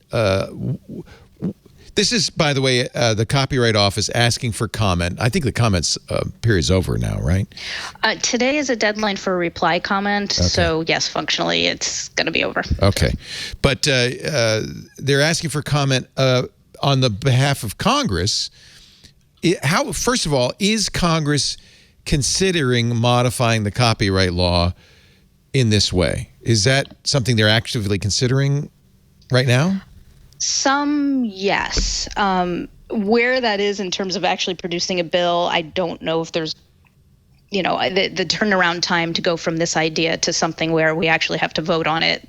There may be some amount of time. It may be the distance, more but than days. Now's the time to bring it up. And there's a letter from people on the Hill. It's legitimate because this has happened in Europe. In fact, you quote in your brief, you quote this what happened in Spain, and we've talked about this on the show before, where the Spanish government said, no, Google, you got to pay money to newspapers if you put them in your search results, if you put their snippets in your search results. Google's response was, fine, no Google News for you. And I think Spain capitulated, as I remember. Only very recently, Leo. Only in the last 2 months did a new law occur based on different European law that allows Google News to go back. So this notion of ancillary copyright is essentially saying we want to amend copyright law so that the newspapers, the publishers, have some additional interest in what you do with it. And Jeff, you used the phrase link tax, which is sometimes what this boils down to. Is actually if Techter wants to write an article about an article in the New York Times, that the New York Times is somehow sharing the revenue. Is that what we're talking about? Is that a fair way to describe it? Yeah, I mean, they're approaching it more from an aggregation standpoint. So they're not worried about Techter. The prototypical example is, well, they're not worried about Techter at all, but it's more in a Google News is the prototypical example. That's who they're really worried about. News the big tech aggregated. Yeah. Well, they want money. All these links. And and so in theory, when Google aggregates, then they can put their advertising up and they can make money from the advertising as people aggregate. On the other hand, it's then sending people to these other publications where they may bounce off because there's paywalls. So it's your fault you're not making the money. You're not figuring out how to monetize your audience very well. And that doesn't mean that you should then go pick Google's pocket. I understand. I'm just trying to break this down a little bit for people like me who didn't really follow it.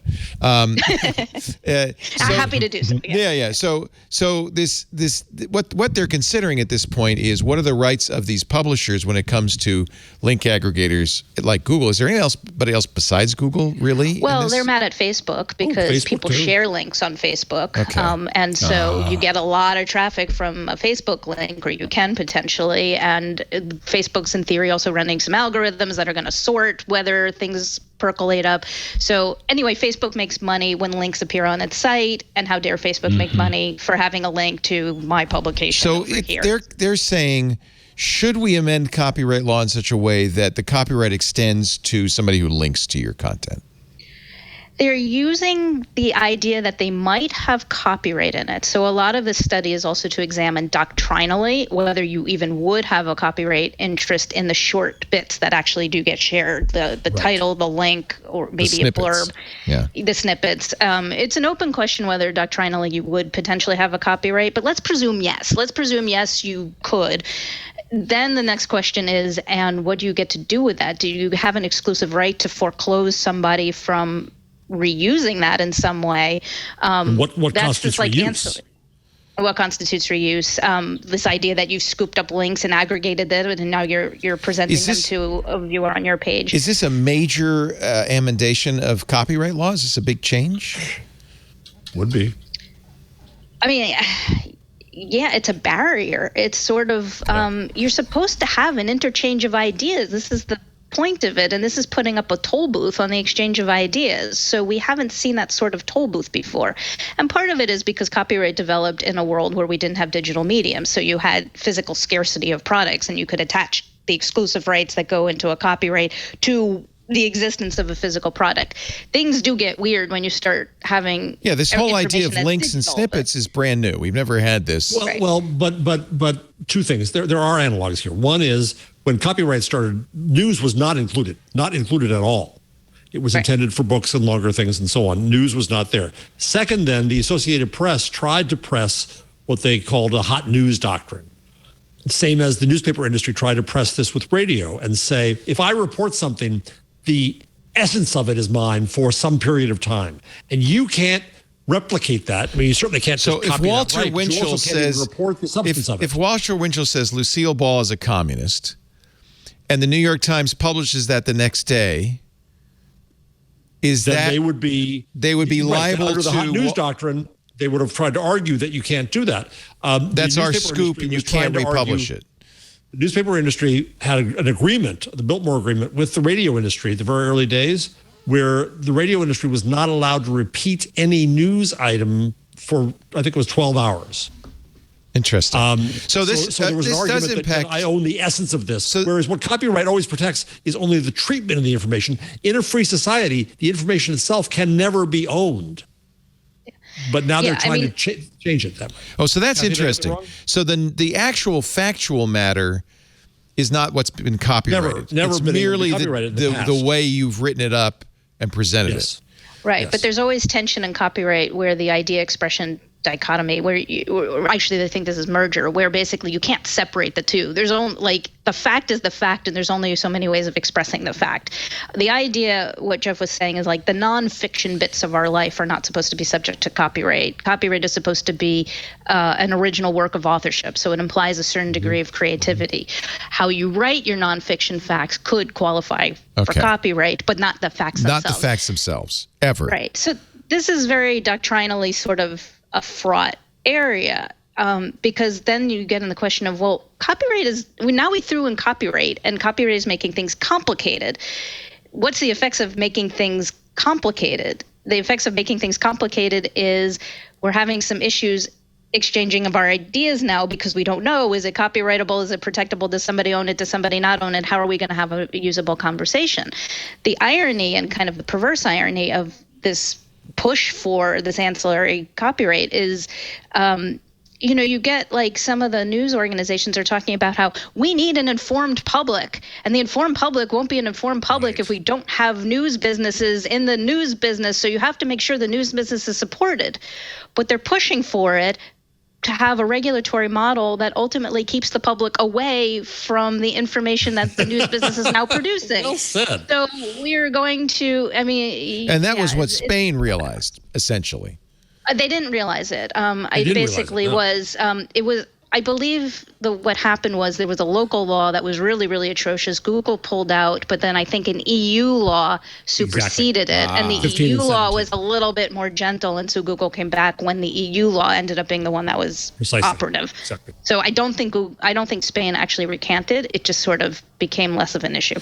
So it did hurt the publishers in Spain. The kind of the general principle that Google's making money off of our content and we want a little piece of it. You could argue both ways on that, but your argument really is that it would be consequential. It would be a bad thing for the general discourse and the general flow of information in society. It just I wouldn't concede the first point. I mean, you the wouldn't idea concede that the first point. I wouldn't concede that. Like, and I've been thinking about it today. Like, the internet platforms are being regarded as parasites in some way, that they just suck from us. But it's like, no, they're not parasites. They're symbiotes. They are giving you what you need. You need an audience, or else the news industry understand that it drives traffic? No, they Why don't they understand that? Because they've never adapted to that world. They've never adapted to that world. They only think of themselves as destinations that sell a product called content. Well, and by the way, any other model. Out of curiosity, I think Google made a strong argument we drive traffic, but our podcast or Tech Dirt probably can make a much weaker argument that we drive traffic. We're just a parasite. You're not a parasite. I mean, you're like, I sort of, I may never use that again, because the point I wanted to make is it's a symbiote. But that's like not the way the regulatory.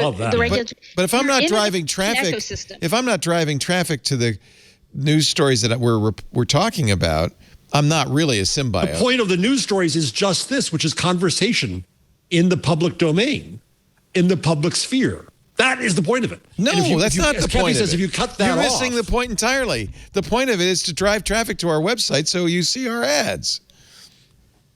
Well, nothing's going to happen with this regulatory scheme, because this regulatory scheme chills the environment. I mean, presumably, how do you get people to come to your website? Like, you're out there and you need an audience facilitating service to help bring you that traffic. And if all of a sudden that was audience facilitating services, but we didn't need it before Google. We were doing just fine before Yahoo. Google. No. I mean, newspapers survived in the 40s. You were in a tiny little shed then. No, I'm not talking about me. I'm talking about newspaper. So a newspaper, I understand they're upset. In the old days, You didn't have Google to drive traffic to the newspaper. You bought it for a nickel.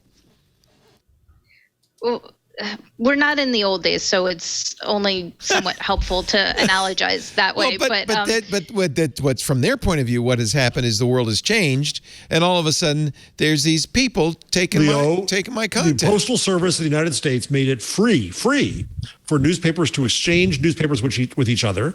Copyright was not involved. There were editors called scissors editors that would cut things out of one paper. Now talk about the old days. This is Ben Franklin times you're talking about now. And so it went until the Associated Press. And so that was done as a matter of policy, of government policy, to encourage the public discussion.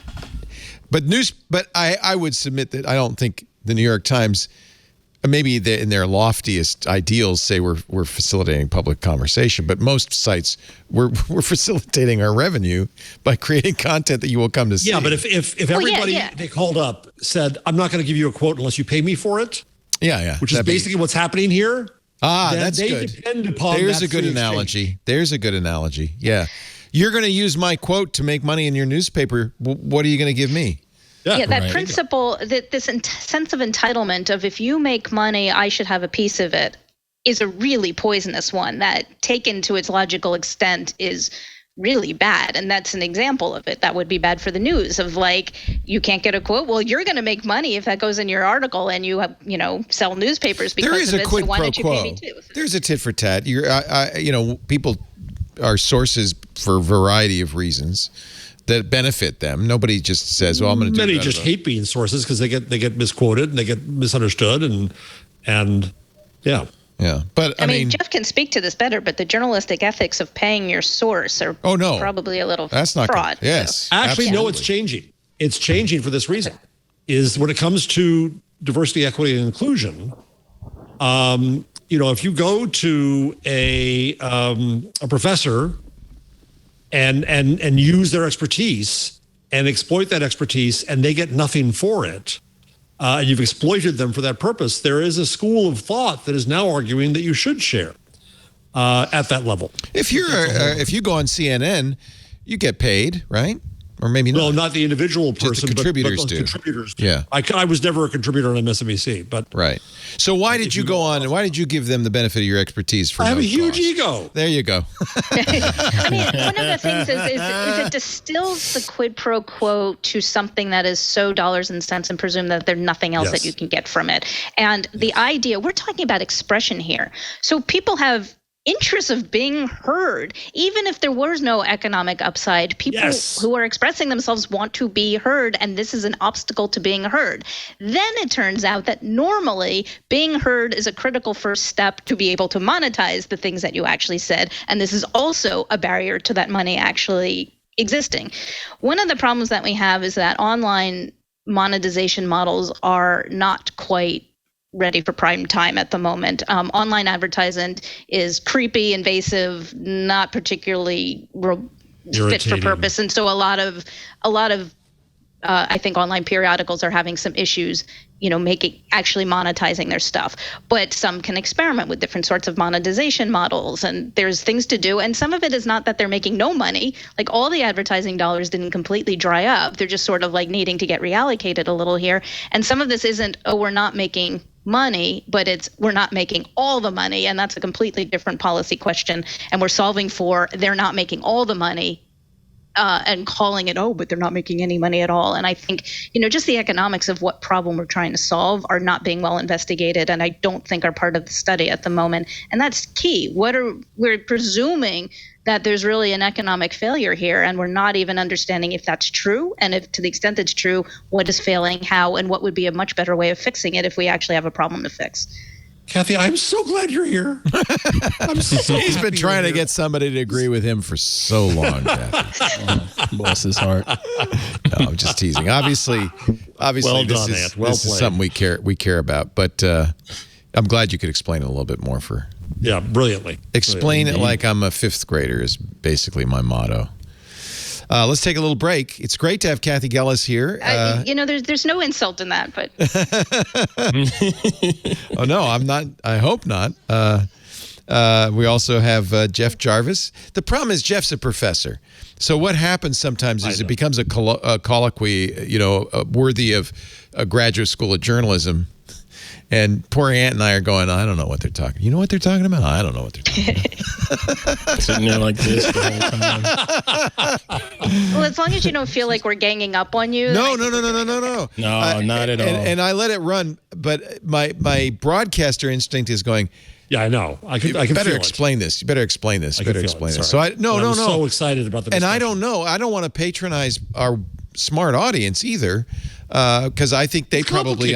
But it's complicated, and I want to make sure the thing that I think launched it, which was the 2 words ancillary copyright. I don't think people understood exactly. If you had just said Leistungsschutzrecht, yeah, that really clarified it a lot. You tried that.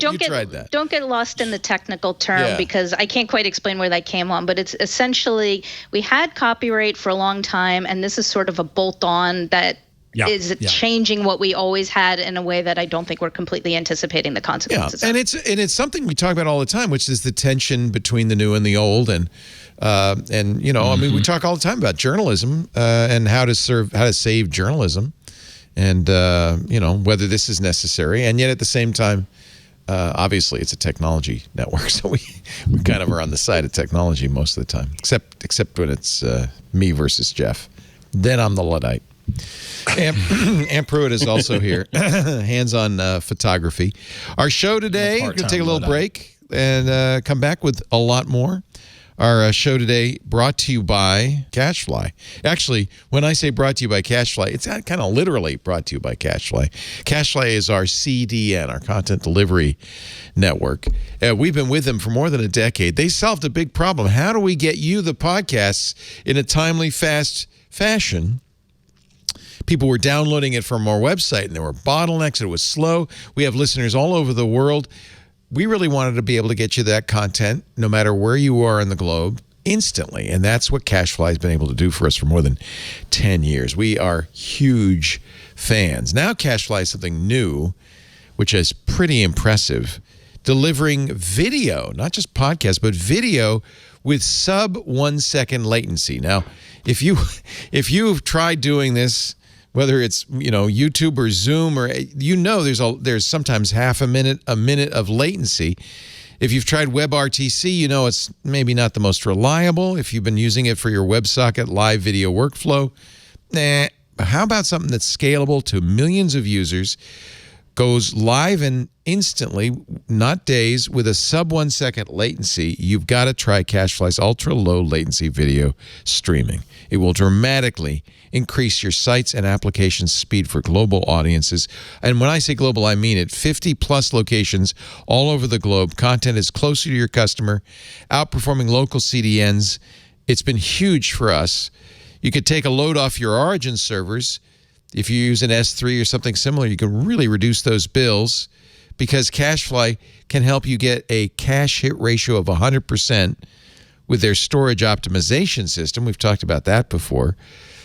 And they're fully managed, by the way. With CashFly's elite managed packages, you get VIP treatment, 24/7 support, response times less than an hour. In most cases, they're going to know what's going on before you even call them, and they'll be working to fix it before your team even knows about it. That's how good CashFly is, and I can say that from direct experience. So with CashFly, ultra-low latency video streaming to deliver video to more than 1 million concurrent users, lightning-fast gaming, delivering downloads faster with zero lag, glitches, or outages, mobile content optimization that offers automatic and simple image optimization so your site loads faster on any device, and a multi-CDN for redundancy and failover, which intelligently balances your traffic across multiple providers, giving you the shortest routes and mitigating against performance glitches. No wonder they have a 100% SLA. They've had 100% availability in the last 12 months. On average, 30% faster than other major CDNs, 98% cache hit ratio, 100% availability. What are you waiting for? Best of all, 24/7, 365 priority support. They're always there when we need them. They'll be there for you too. Look, if you want to know more, We've arranged a special consultation. Bring your current CDN bill if you've got one, your usage trends to twit.cashfly.com. See if you're overpaying as much as 20%. See what CashFly can do for you. See how they can optimize based on your own usage trends. I think you'll be impressed. No hard sales, just information. twit.cashfly.com. We love them, and I know you will too. twit.cashfly.com. Let's stay in court for a moment since we've got a counsel here. Theranos trial is over. Elizabeth Holmes. Oh, that. You know what's interesting, though, and I don't know, maybe I'm reading more into this. They found her guilty of defrauding investors, but found her innocent of defrauding normal people with bogus test results. That seems wrong to me. I mean, so maybe Mark Andreessen lost a bunch of money. By the way, this Mark had erased this tweet, but thanks to Kosh for bringing it back. This is from some time ago. I think it was 10 years ago. Mark said, the ongoing veneration of scientific peer review is really questionable, in a promotional tweet for his investment, which didn't go so well. Now, of course, she'll be facing some, possibly, I don't know what the sentence will be, but it could be as much as 10, I think 20 years per count. So, thought I saw up to 20. Yeah, it could be bad.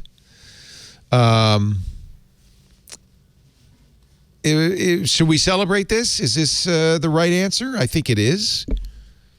Yeah. Found guilty of 4 honestly, of 11 charges. I'm not celebrating it until she's in there for more than 2 years. You know, this is kind of stuff that I'm used to seeing, where the rich continue to get richer, or the rich continue to find a way to weasel out of their punishment. So, yeah. Talk to me in a couple years. She's probably going, if she goes to jail, to country club jail anyway, right? Exactly. Yeah. You know, like that's not punishment, man. Come on. But any jail, any loss of liberty is a significant deprivation. We shouldn't be too glib about. Sorry. Cathy, you want to tackle Leo's question? I've heard an explanation, but you're a counsel. Why did the jury go for between the charges? You know, the investors got screwed over, but not the users. Yeah, I don't know the answer to the question. It's not exactly my type of law, and I didn't follow the trial closely. But basically, one of the things that might inform it is every charge has elements and different things that you'd have to prove, and it may just be that it could be technical. Some of the counts that she was charged on were easier to prove up than other ones were, which could I don't know if that is the explanation. I have seen something on Twitter that suggested that might be what happened, and that what I heard was intent mattered.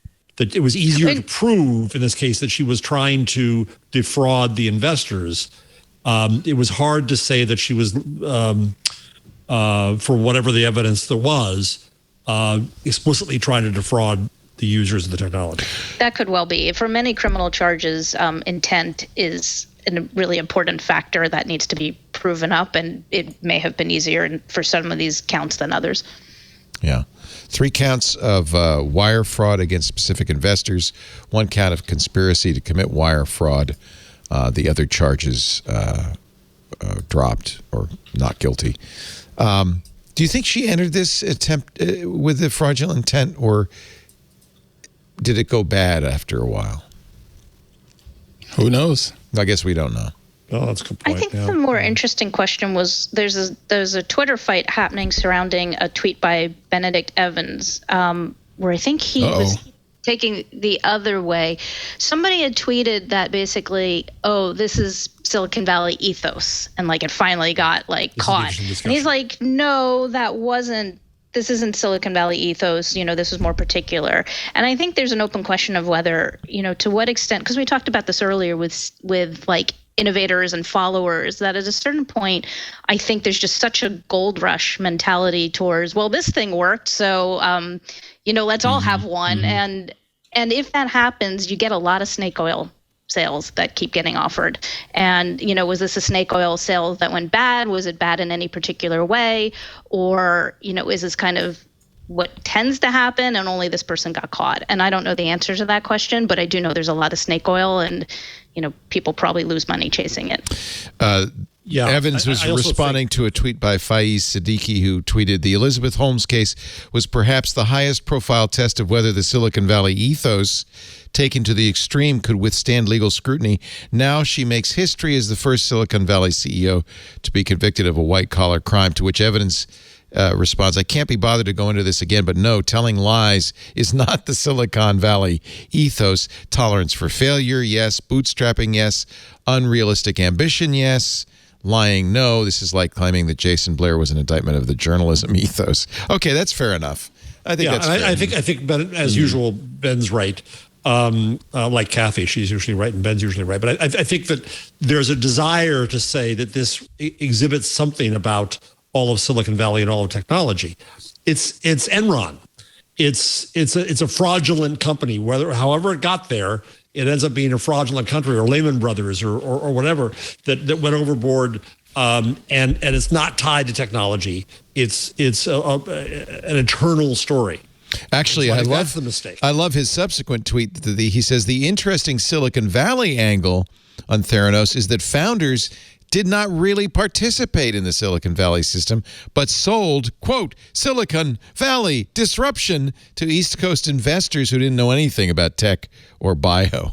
I think that's who was on the board. Henry Kissinger was on the board. George Shultz. Yeah. Right. General Mad Dog Mattis. Yeah. It was all Easterners, not Silicon Valley types. Yeah. Which is sort of interesting because they, in theory, should be sophisticated investors, and yet they were defrauded. It's kind of an interesting. Well, that's why they were perfect. Because they could be fooled, but they had credibility. It's such a mess. Just exactly what you want. Although Mick Sarajevich also points out Tim Draper, Donald Lucas, Dixon Dahl all invested in Theranos, including Larry Ellison. So there was Silicon Valley money. There was money in that as well. So it's fascinating, actually. Anyway, it's a great story. If you haven't read the book, absolutely must read, and I think the story. Well, it's not quite over because Sonny gets tried next. Although his strategy might change because it was apparently Holmes' strategy or Holmes' attorney's strategy to blame Sonny for it. Actually, maybe it'll work even better now. Sonny can blame her and say, "See, I told you, it wasn't my idea." I guess we can do a little inside baseball. Ben Smith, the esteemed media columnist at the New York Times, leaves the New York Times to join, is it Justin Smith? Justin Smith, yep. Who is no relation. No. Has a great track Smith record. Jones. Yeah. Alias Smith and Jones. Great track record. A TV reference for you, Cathy. Yeah, boy, there's an old one. Don't worry about it, Cathy. I've heard of it. Yeah, no, don't worry. So, I got nothing. Yeah. No. So tell us about Justin Smith. Tell us about his... Justin, I know and respect greatly. Justin was the guy who brought the Week magazine to the U.S. for Felix Dennis and did a brilliant and very unusual launch of the magazine. No newsstands, for example. And he made it work and he gave it a brand, and it's really quite amazing. Then he went to the Atlantic, where he brought it back from death. It was at the door. Knocking on hell's door, and he brought it back and made it into the tremendous brand that it is, and also started Quartz. With some help from COVID, by the way. I think COVID helped Atlantic a lot. Well, that too, and I think the Atlantic's, but I actually think the Atlantic does too many takes now, but that's another story. And then Justin went to Bloomberg for the last, I think, 8 years, where he sat directly across from Michael Bloomberg. I went to visit Justin more than once, and in the open space directly across from him. And his job was to take the free parts of Bloomberg. Bloomberg, is the really expensive terminal. That's what Bloomberg loves, the person. But to take Business Week, which they bought, and the web, and all this stuff, and turn it into a business. And he did. He turned it into a major source of revenue. So now he and Ben Smith are going to start something new. And before we were on the air, Leo and I were comparing notes about a New Yorker interview with Ben Smith, in which, like a sphinx, he said absolutely nothing of value. It was actually quite enjoyable. Claire Malone writing in the New Yorker. Ben Smith can't say what his new media venture is. She leads by saying Ben Smith had 144 unread text messages when we talked for a sometimes digitally distracted 16 minutes just after noon yesterday. 15 minutes after we hung up, he responded to an email I'd sent asking if he'd like to talk. Obviously, very busy. I'm busy. I'm very busy.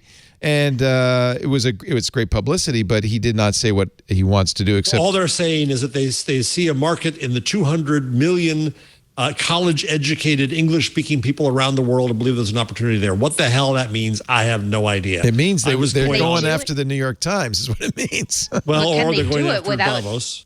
Yeah. Can they do it without ancillary copyright? Oh, my God, no. Oh, wow. This is what we call a callback.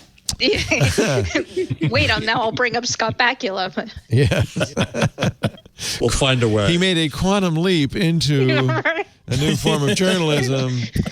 Anyway, it's probably pretty inside baseball, but people who follow all of this are very interested to know. And it is, in a way, it's interesting to see a couple of people who've done very well for themselves decide to launch into journalism. Well, there is an online angle here, too, which is that Ben, I respect, though Ben's gone after me, but never mind. He's very, very smart, and he did great things with BuzzFeed News. He left BuzzFeed before BuzzFeed went to its SPAC and thus became public. He had tons of options and had vowed to get rid of those options because it was a conflict of interest. He was the media critic at the New York Times. Many pointed out today that he managed to leave without having to do that because the BuzzFeed SPAC went and God knows what his strike price was on those options. Poor guy. But one presumes he gets to keep the options now. Yeah. Good news. I think the 9th District Court has ruled that the FCC actually has some engineering expertise. And in fact, when the FCC says, you know what, we are not going to give the telcos this 6 gigahertz spectrum, but we're going to open it up for unlicensed use, just as we did the Wi-Fi spectrum years and years ago, the DC court said, yeah, you know what, they can do that. So that's good. We're moving ahead. And this actually impacts Wi-Fi 6E, which does use the 6 gigahertz band, but also opens up the band for a lot more interesting uses. Wi-Fi has been kind of an incredible success story for unlicensed, unregulated spectrum. AT&T was really pissed. That it must be a good decision. Yes. Actually, I've been also enjoying the back and forth between AT&T, Verizon, and the Federal Aviation Administration and the FCC. I can't tell who's in the right and wrong on this one. Well, it's another one where the FCC's engineers said, no, 5G, go ahead, do it. The telcos bought the spectrum. And then the FAA says, well, wait a minute, that's going to screw up our altimeters. It's going to make it aviation dangerous. Stop. Then the telco said no. Nope. and then they said yes, but we're not happy about it. We'll give you a couple of weeks. Although I like the way they said no. They said it's not our responsibility to make up for the antiquated altimeters used by some manufacturers. They should get better altimeters. But But I don't want a plane to come out of the sky either. So I think, again, this is a good case of where the FCC for a few years was perhaps not the best scientific arbiter, steward of our infrastructure. But I think you can say, I think that the circuit court was correct when saying, somebody's got to be in charge of this stuff. They got a lot of engineers. Jessica Rosenworcel, the new chairman of the FCC, chairperson, applauded the decision. The decision, she said, or she tweeted, equals more Wi-Fi in more places, and it matters because it comes at a time when being connected is more important than ever, and I would agree. Let's see. Yesterday, the BlackBerry end of an era. Anybody still using a BlackBerry? Not working. Stop working. Does Roger still exist up there in Canada? Yeah. BlackBerry pivoted a while ago. They no longer make phones. They now make operating. They bought QNX and make operating systems for cars. But am I misremembering, or is this decline of BlackBerry tied to a really devastating patent decision? Am I misremembering that? Oh, that's interesting. I think most people trace it to the rise of the smartphone, particularly the iPhone. BlackBerry didn't really see that as a threat, and of course, it completely put them out of business. If I'm not now I'm really curious. I know there was something, and if that thing was as catastrophic against BlackBerry as I seem to remember it being, that is an interesting thing that we shouldn't overlook when we think about the history of what happened to this technology. Although now I'm just throwing like random rumors out because I could be misremembering. Here from 2006 is an article. The story. That's what people tune in for, random speculations. That's us. Random speculation are us. I do have a story, though, from IEEE Spectrum in 2006. The story behind the BlackBerry case, a single filing with the U.S. Patent and Trademark Office in 1991 has caused one of the largest patent disputes in recent memory, threatening to sever more than 3 million BlackBerry subscribers from their wireless email service. And if I didn't have to click yes on this cookie announcement, I would be able to read this article. And we wonder why the publishers are having issues. Yeah, really. Design your websites so that they're readable and people can actually consume your content, and then start complaining if you're still having issues. The DOJ got involved. They warned that disabling BlackBerry service would harm the public. And at this time, every member of Congress, I remember I interviewed the chairman of the FCC, Michael Powell, at the time. He had a BlackBerry. Everybody relied on BlackBerries. I remember we used to manage to BES, BlackBerry Enterprise server. Yeah, I love, and that's what went down. By the way, that's what went bye-bye yesterday, was all the BlackBerry backend stuff. Again, this is behind a paywall, so I have no idea how this case ended, but I'm assuming that's what you remember. I think you owe them money now for even having mentioned it. Right, yes. Honestly, if I say IEEE Spectrum, that's a little plug for them. No. You've stolen their. It's like taking a picture in the jungle. You've stolen their soul. For more information, subscribe to the IEEE Spectrum and let me know what it says behind the paywall. Well, now you're giving them free publicity. So, and they're not paying you for the ads. So, I try to always mention not only the journal, but also the author, to give the author credit too. I always try to do that. Sometimes I forget, but for instance, and without a system of compulsory licenses guiding your behavior on this, right? Whatever that means, like Schunzigstrecht. Exactly. Yes. There's this guy named Jeff Jarvis. I hope he doesn't mind me invoking his name. I put this. If I think of what it is, I put it in here because he says you'd like to make fun of me. He thinks this emoji is a whistling emoji. Well, everybody knows it's a kissing emoji. I only yesterday, YIL, I learned I've been using this again and again and again for whistling incredibly inappropriately, as it turns out. Wow. Seriously? You've been sending people kisses. Well, the next tweet there, I searched, I said, oh my God, what have I done? And it makes no sense. So I think I'm whistling, marking irony. Instead, I'm kissing. Now, by the way, in defense of myself, one does pucker up and blow. That's how you whistle. Yeah. Well, some people can whistle through their teeth, so they don't have to pucker. For future reference, I refer you to Emojipedia, where you can not only find the emoji, but you can find the Unicode Consortium's it's a bad emoji. Unicode Consortium's description, the text, because they have a text description of the emojis. So this is like I need Clippy to explain the emojis to me. You look like you're trying to offend somebody. Let me find. Wait, somebody call Micah Sargent. Here it is. It says kissing face. No, it's whistling. And right next to it, by the way, is the other one, which is face blowing a kiss, and it has a little heart on it. So I think you, in the court of public opinion, you have failed. I confessed I screwed up. Yeah.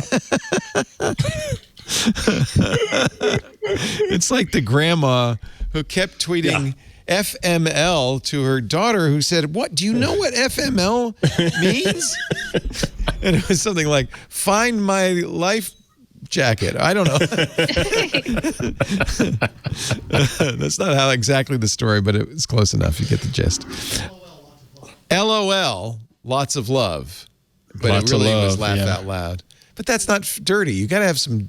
That was a case with a Murdoch executive and a prime minister of England, where their texts became public and LOL was used, and he thought it was lots of love. Wait a minute. This just in. A direct reference to the emoji PG, a kissing face with smiling eyes, sometimes taken to represent whistling, especially when paired with a musical note. You needed to pair it with a musical note. You needed a note, sir. And then everyone would know. If it has to come with a user manual, then it's not a good emoji. I repeat. It may convey such feelings as surprise, admiration, contempt, or feigned innocence as a person with hands in pocket casually whistling after wrongdoing, as if saying nothing to look at here. I think I'm also with Jeff. This isn't, not only is it not an effectively universal way of communicating an idea, but it wouldn't also be how I'd illustrate somebody, an emoji blowing a kiss. As Sigmund Freud once said, sometimes an eggplant is just an eggplant. Well, that's not an emoji. I believe he said that. Oh, it is. Obviously, it is an emoji. Obviously, you don't get enough text messages from gentlemen callers, so we won't go into that. Let's play the drums. My ignorance really is bliss. Yes, you're not missing anything, Cathy. Trust me. Let's play the music and do our Google changelog. Cathy, you can ignore this. This is just something we do. Because I don't know why we do it, but we do it. Keep the geeks happy because we keep on talking about other things. It's supposed to be about Google, so here's the part of the show which is actually about Google. A 9 to 5 Google reports Google is, just like everybody else, working on AR smart glasses with a new project. So that's really not a changelog story, but just, it's appropriate because you got rid of it that way. You managed to get it on the record. And this one's for you, Jeff Jarvis. Google is subject to new, tougher supervision by German regulators. Like they weren't on their ass already? They have now officially invoked the 5-year surveillance period. We will be watching. The nation's federal cartel office, which probably has a great German name, which I don't know. The watchdog can now step in earlier and ban practices it deems anti-competitive. Google's, quote, paramount significance for competition across markets and the fact that its economic clout is insufficiently controlled by competition prompted the ruling. It's not very much fun. It's the Bundeskartellamt. Bundeskartellamt says we have already started to look into Google's processing of personal data and to deal with the Google News Showcase issue. There you go, right there. The Google News Showcase issue in more detail. So watch out, Google. What is it? Cathy, you may be getting a few trips to Germany coming up. I actually did a semester of law school in Germany, so that would be fine. Do you speak German?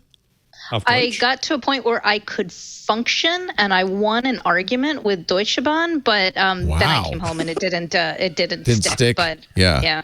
But that's good. We should add that to our lower third. Won an argument in Deutsche Bahn. Google has purchased a company called, I don't know how you say it, Siemplify. Sure. For cloud security. All the good names are taken, apparently. Siemplify. 500 million schmackers, $500 million. So I should probably know what Siemplify does. It's something with security, something. Oh, I'm not in the changelog section. No, you're not even in the changelog.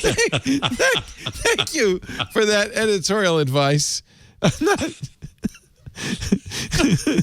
And now the Google, it was all Google. Now the Google changelog. Wear OS. The Google changelog. Now even longer than before. Wear OS will soon be able to unlock Chromebooks and Android phones and tablets from your watch. Actually, that's a feature Apple has on its iPhone. And in this day and age of masking, it's much needed. I really appreciate it. Android, there it is. There's an Android watch. You probably have never seen one before, but that's it. Android Automotive is getting a YouTube app and more control over cars. Chrome, I'm just going to run right through these. Chrome, if you want me to stop, if you've got any interest in any of these stories, just stop me. Chromecast built-in coming to Bose as Google works on headphone auto switching and spatial audio. That's spatial. Okay. Fast pairing. We actually talked about this on Windows Weekly. This is something Windows user is excited about. It's kind of like, I think, Bluetooth LE. Fast pairing coming to Google TV, Android TV, and all Matter-compatible smart home products. So, you know when you open your AirPods and the iPhone says, oh, you want me to pair with those? It's like that. It's fast. They're also bringing Nearby Share and Fast Pair to Windows PCs. Chrome OS is getting a quick setup via Android ability to reply to phone chat apps. And this is also for fast pairing. That'll be... Oh, that's an important one. You should show that one. The big one. Pixel 6 Pause. I think we scooped this one. Not based on any info from Google, but reporting or anything. No, we didn't. We wouldn't do any reporting on this. But I saw it on Reddit. Does that count? Yeah, that counts, sir. You've aggregated a link. How dare you? I've aggregated a link. Yeah. It's all ancillary copyright all the way down. The Google Pixel update, which was supposed to come out in December, didn't. I hypothesized that it was because the people who did get it early had all sorts of connectivity issues. Google now confirms that. They say the December update, which has a lot of new features, it's a feature drop plus security update plus bug fix, is going to come out in the next couple of weeks. So it'll fix a whole bunch of stuff. I got the new Pixel stand, and the Pixel stand stuff doesn't work yet either. So people are saying, "Come on, man!" So that's coming, and they confirmed our suspicion that it was really because of connectivity issues. Google Photos has seemingly, according to 9 to 5 Google, removed the option to separate video backup over cellular from photo. I don't know what that means. Whatever that means. Google delists faulty December 20. No, we already said that. Android 12 January security patch has come out, though, for some people, at least on the 3A, 4, 4A, 4A, 5G, 5, and 5A. Again, you poor Pixel 6 people, you're just going to have to wait. But the security update will come with everything else all at once. But everybody else with older Pixel phones is getting that security update. Yeah, we're on, Jeff, you and I, and Ant too, we're all Pixel 6 Pro users. We're on the November security update. Yeah. Yep. Kathy, what are you carrying? Patiently. What do you pack? It's a Pixel, but not that one. Oh, okay. Well, I knew you liked it. I knew you're a Pixel person. She's quite all right. What's not to like a Pixel person? Not an iPhone user. Yeah. She's quite all right. Apparently, the 6s will get the update in the next couple of weeks. And that's the Google changelog. That was nice. That was fast. That was good. I like that. I'm loving it. You did leave out something, though, regarding the AR developments with Google. What? Tell me. Like they're working on this AR development for now, because they're just until they stop. Yeah, 2 months until they stop. Well, let's see. Do they hire all the Facebook engineers? Oh, yeah. There's 300 people looking for somewhere to go. Yeah. Jeff's. You should have saved this for your product of the week. The new Lego Gutenberg printing press. Well, this is an appeal. I want everyone to go vote for this. Oh, this is an idea. This is an idea. I like this. Now has 2,525 supporters. Everyone on. If you love me, Twiggers, go and vote for the Gutenberg Lego press, because it'll make me happy. Wow, they already have 1,000 supporters.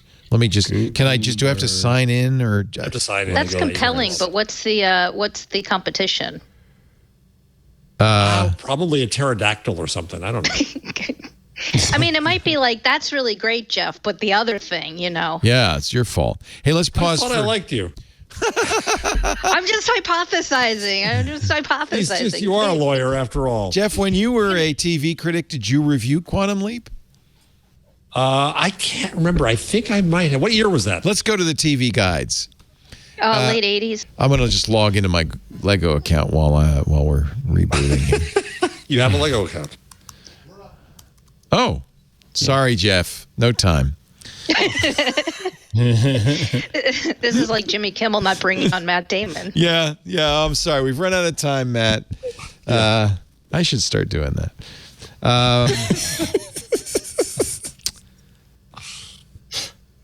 I don't know. What do you pick? Some of these. I think I you thought added all of that them. Ant might enjoy Occam's Leaf. I put that in there for him. Occam's Leaf: The Mystery of an iPhone.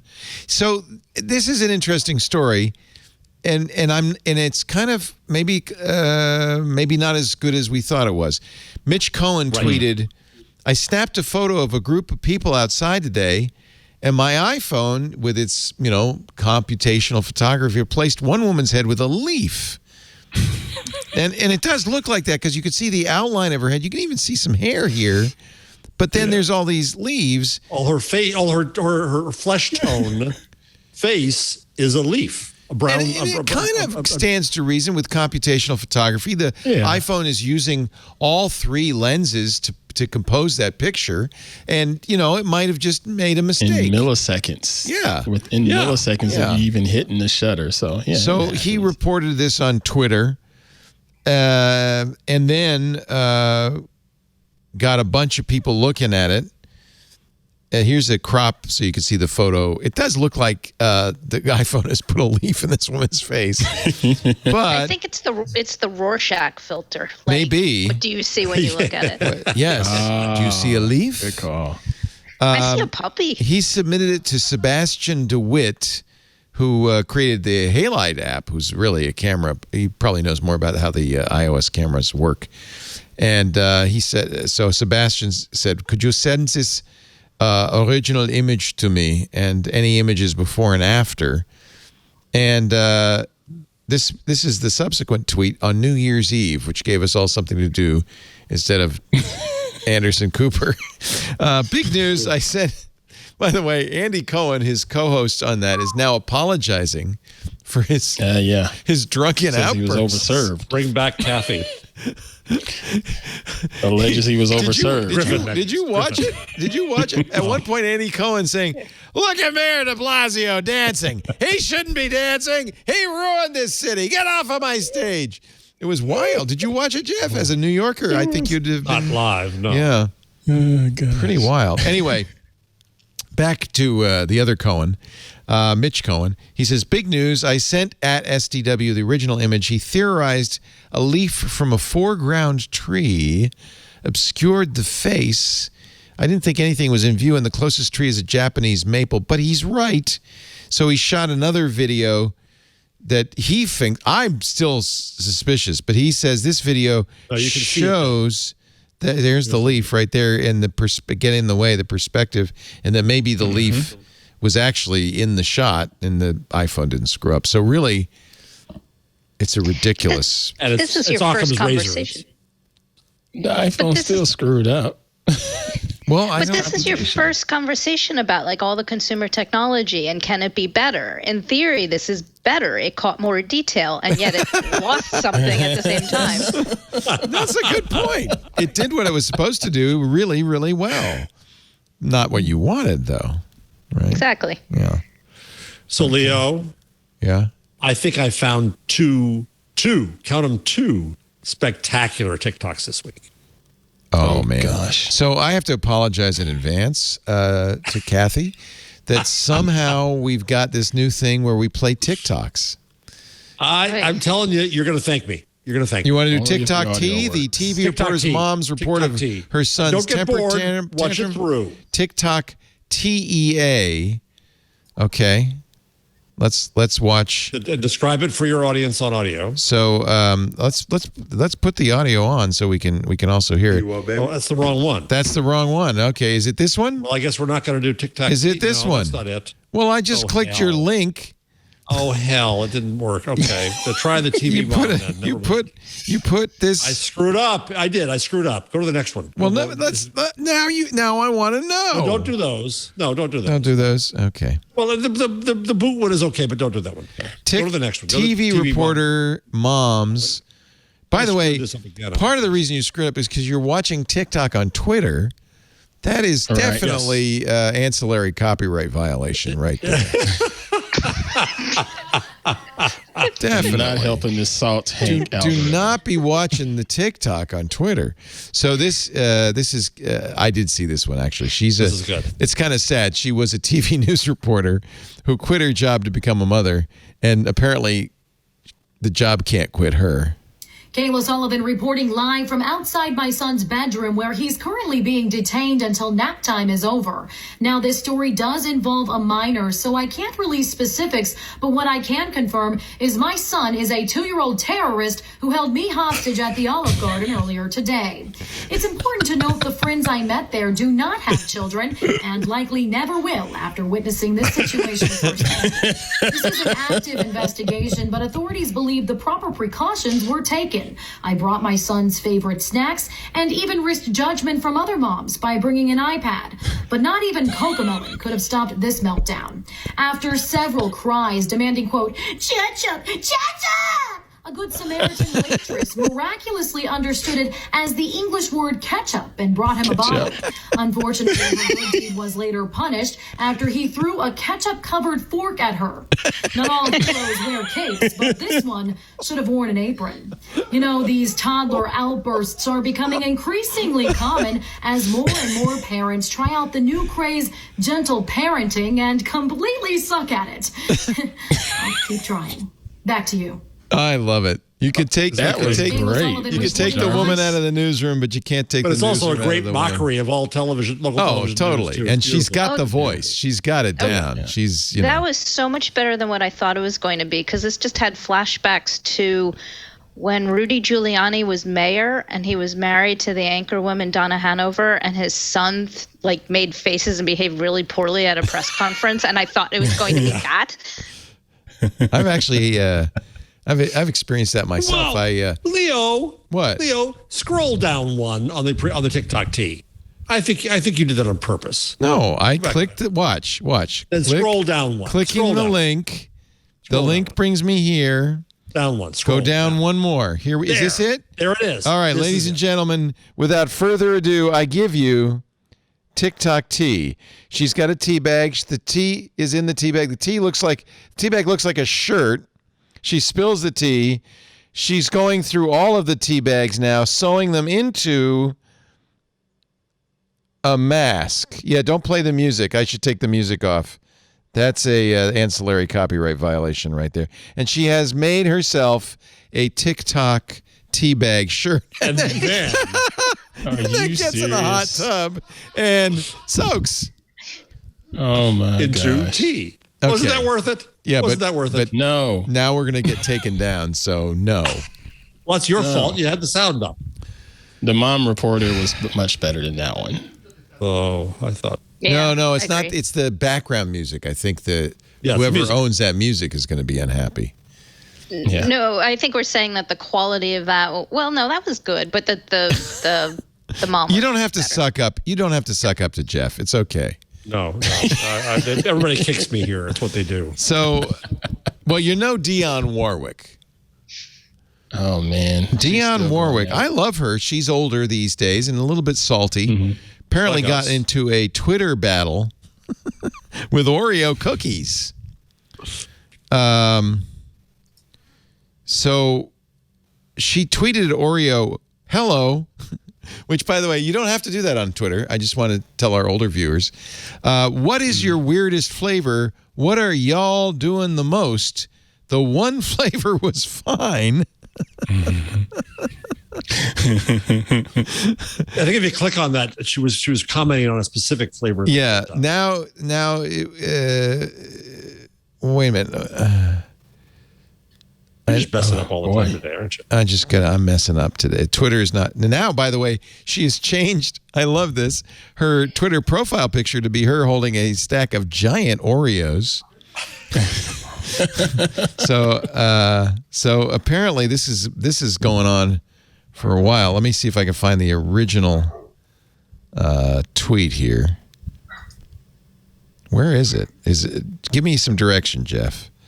Well, in that story, it should have been there. Nah, it wasn't. Okay, never mind. She's quite, I think she's hysterical. Oh, she's brilliant. She latched on to Twitter when the pandemic started. Her and I believe it was like her younger niece or somebody told her to just start. Yeah. And it just started to blow up. It's so random and so just genuine about everything. It's actually made her a star again. She was, of course, famous singer. Yeah. She was on, I don't know if you saw it, there's a Saturday Night Live impressionist that does her. And she came on the show, which was awesome.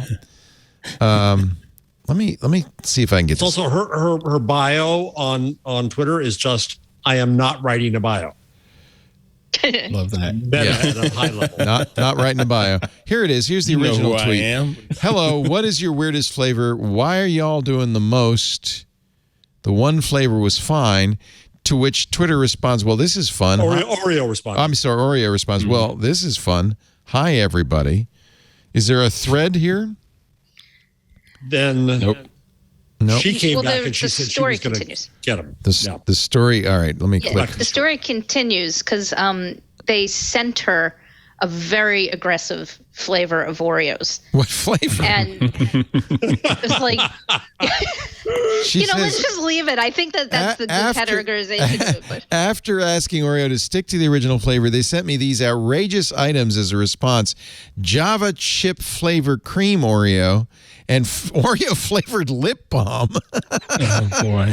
But we know about this because when it was Android Oreo, Jason and the company on All About Android every week would have a new Oreo flavor, and we would have the remnants in our kitchen for days after that because no one wanted to eat, Fruit Loop flavored Oreos.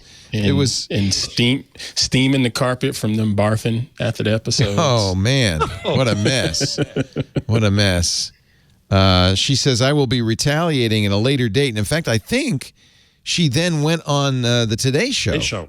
That's where they gave her the huge Oreos on the Today Show. And so those aren't photoshopped. Those are real Oreos. That's what she said. I think that's what the story Dude, said. that looks so shocked. But I think you cruised past the most important bit, which was that line, I shall be retaliating at a later date, is perfect. Yes. That is the best line. Yes. It's now the mantra for like everybody I know. So. I shall be retaliating at a later date, sir. Good day, sir. I said good day. I said good day. All right. There's your Dionne Warwick update for the week. Stacey will be back next week, and we'll let her talk then about her flick buttons. Yeah, I thought she was on this week. She's all over the flick buttons. She's a big fan of those. We'll save that. Anything else from this long list? Poor Cathy just can't wait to get out of here, I'm sure. I have nothing to say about flick buttons. But Cathy does have a pick of the week. I was substituting for Stacey. I got to come up with something about a flick button. Get ready. Get ready. I want to give a little credit here because I've been worried about Wired Magazine. I think Wired Magazine is going to all right. Get ready here. I read Moral this. Panic. I read this and was underwhelmed. You were underwhelmed. I was actually happy. I knew you would be when I read it. I thought, Jeff's going to love this because Wired traditionally has been techno-optimists, right? They've been very excited about technology. That's why they were founded back in the early days of the internet, 1993. Well, practically, that is the 30s, practically. In fact, in this piece, Gideon Litchfield, who's the current editor-in-chief, writes, when Wired was founded in 1993, it was the Bible of techno-utopianism. We chronicled and championed inventions that we thought would remake the world. All they needed to be was unleashed. Our cover featured the brilliant renegade visionary, mostly wealthy white male geeks who are shaping the future, reshaping human nature, making everyone's life more efficient. But then, like Twit and everything else, the real world impinged, and Wired's starting to get pretty negative, right? Yeah, quite negative. Yes. Under Gideon. Under Gideon. I love Gideon. Gideon's a great guy, brilliant editor, but I was worried about Wired. This tug of war between optimism and pessimism is the reason why I said this feels like an inflection point in the history of tech, but then that term inflection point falls into the binary trap. He doesn't want to do the he said, she said, on the one hand, on the other hand. It's one extreme or another. This is not binary. We have to reject this 0 or 1 logic. But that's when I became disappointed, because instead of, he basically said, well, we got to do both. Which is like, well, fine. Have a point of view, guy. But it's what he comes around to, which is what I'm trying to work on these days too. Is that he pay attention instead to the big problems, or I would also say to the big opportunities, and not just the technology. How is technology being used? That it is about human beings. It's not about wires and silicon. And so it could be interesting to see what he does with this. We'll see. He says, I'm worried. We'll be critical but not cynical, skeptical but not defeatist. We won't tell you what to think about the future, but how to think about it. That's a little overboard right there. But that's when I read that. How is sensible? That sounds like a publicist. Yeah. Well, it was what I was saying before. Like, we have problems. You can't say we don't have problems, but you really need to understand them if you're going to fix them. So, good nuance and tearing apart the issues correctly is important. I don't know if that's what he's promising, but you could read that way. And this point I do agree with. He says, our stance is neither optimism nor pessimism, but rather the belief that it's worth persisting even when things seem hopeless. He then says, I call it Greta Thunberg optimism. But whatever the story, you should find something to learn from it, and ideally the inspiration to make a positive difference yourself. Yeah, it's, I'm not, it could have been a lot worse. He could have said, it's all crap. The whole world's going to hell in a handbasket. Everything. If we just turn off the internet. Yeah.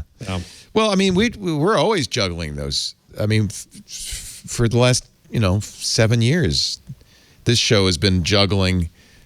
How do we feel about it? You've always been kind of the techno cheerleader. No, the cheerleader of the freedoms we have there. Yeah, and I've always, as a result, because I kind of agree with you, but as a result, I've taken the opposite side just to make it a balanced conversation. Just to troll me, yeah. Just to troll you. Well, that's the truth.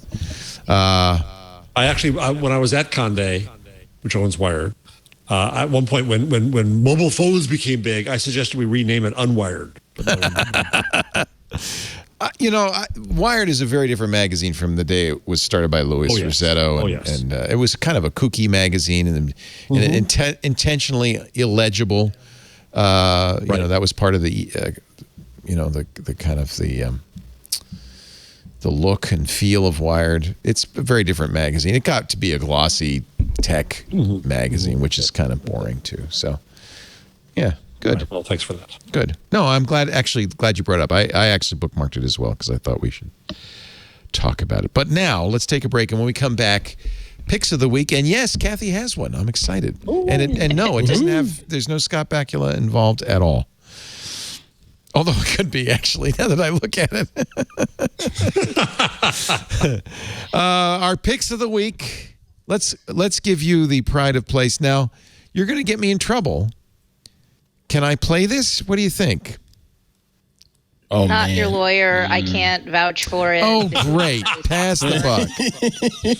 Just like a lawyer. Huey Lewis in the news. 100 years from now. We'll just cut it out. What should I talk about it? Do you love Huey Lewis in the news? Is that? I do. This usually comes up in like the first 5 minutes that people know me, but you've now known me for 2 hours. It's about time. So you're from this area.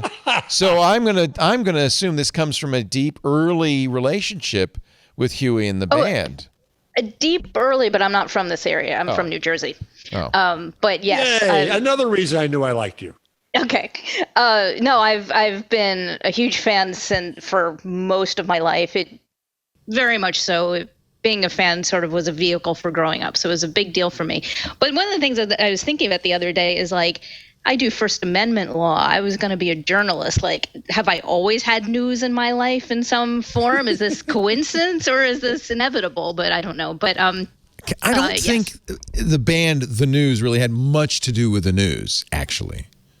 No, it was a great name, and the story goes that they were originally going to be Huey Lewis and the American Express, but then they thought they would get sued. I wonder why not. So like on the last minute, they changed their name to News, and so here they go. But yes, very close to my heart. They're very important to me. But this song has been rattling around in my head this week, and I think it's a good metaphor. Ain't gonna matter 100 years from now. I think you're right.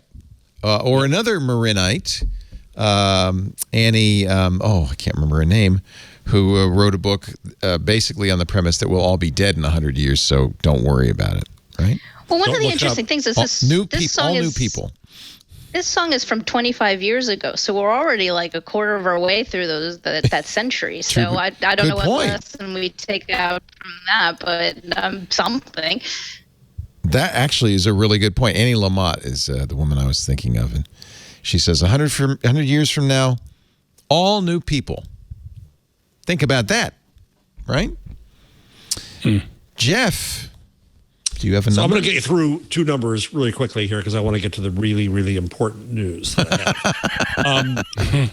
One is that Axios reports that news consumption, and we kind of knew this, but that Axios does what Axios does well, it has fallen off a cliff.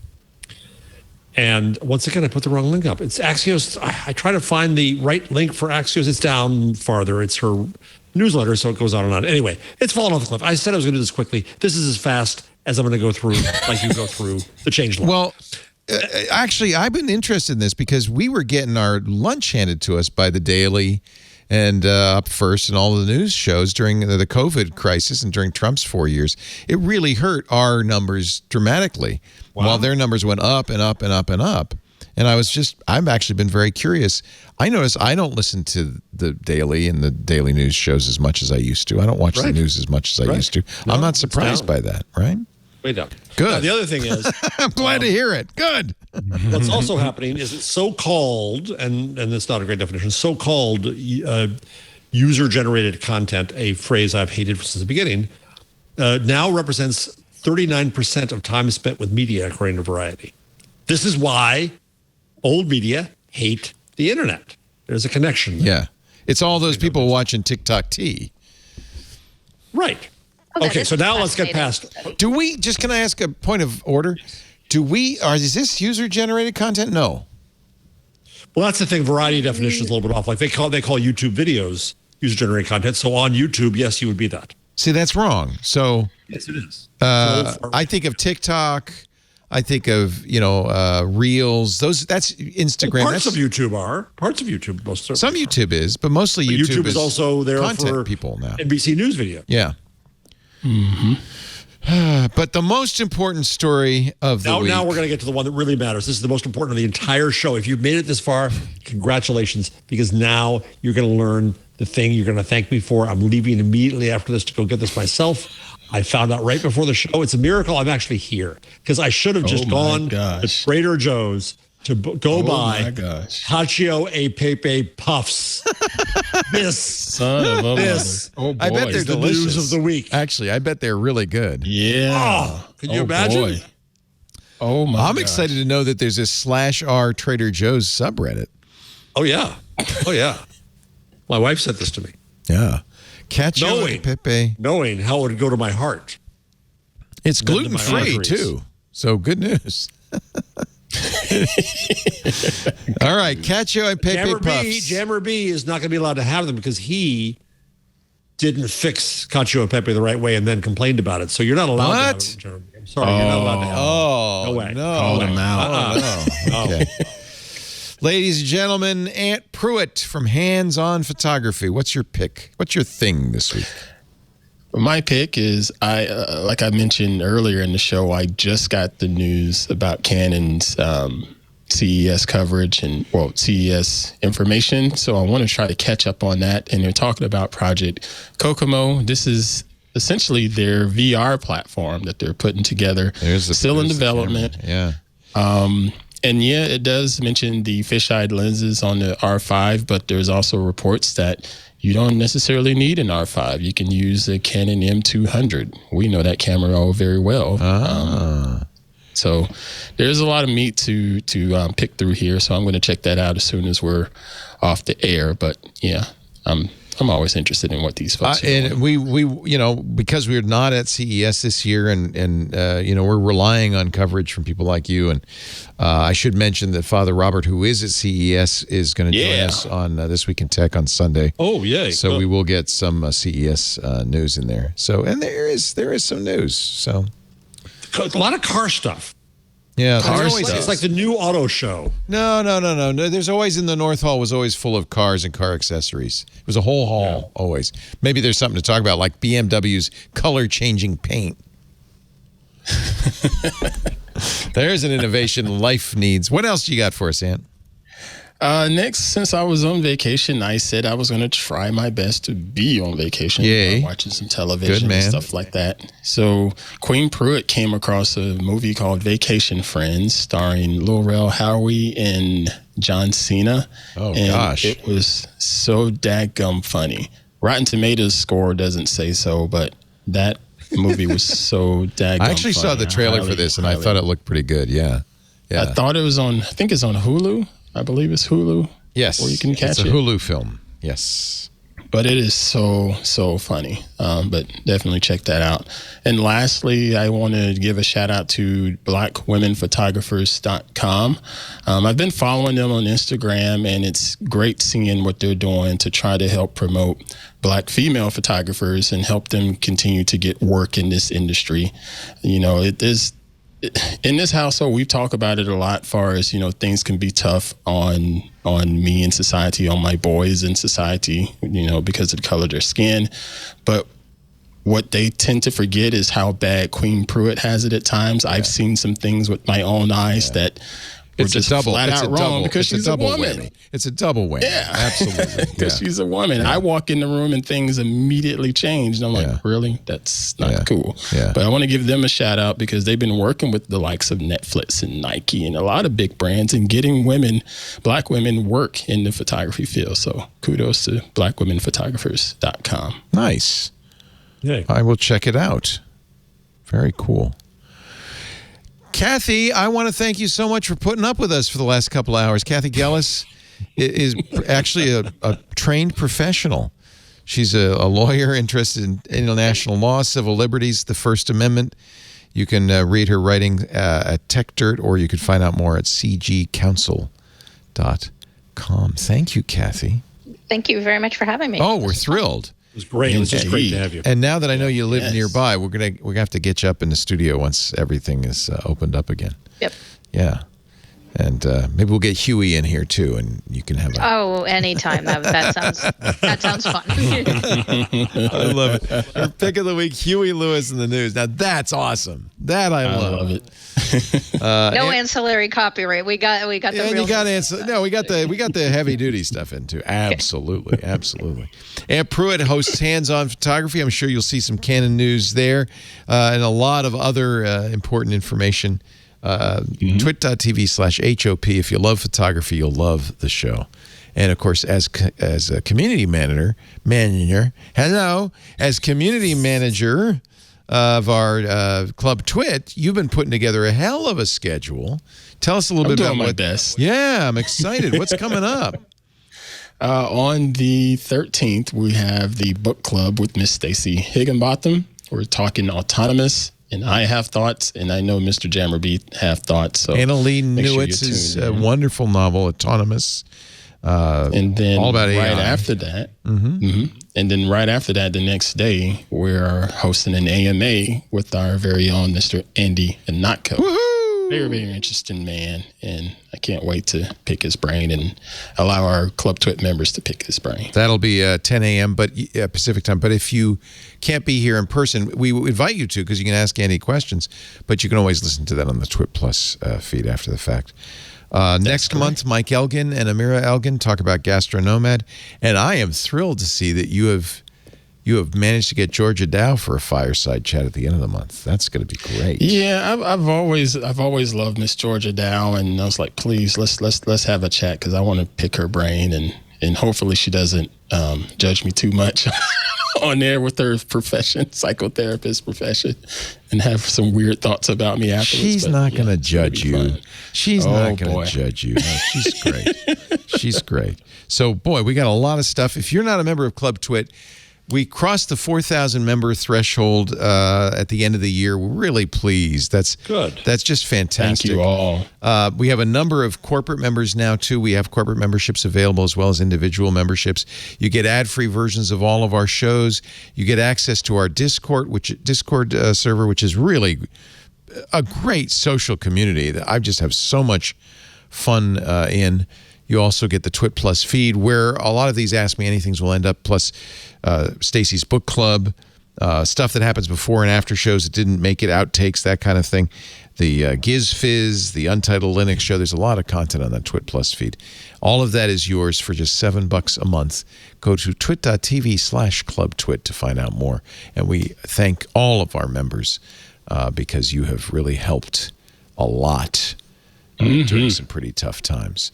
Thanks to the Daily. So, damn you. So, thank you very much, Club Twit members. Thank you, Ant. Oh, I forgot to mention Mr. Gutenberg over here. Jeff Jarvis. Frank Sinatra called him a bum. Ray Kroc said he's a nickel millionaire. Former TV Guide critic. And is also the director of the Townite Center for the Entrepreneurial Journalism. This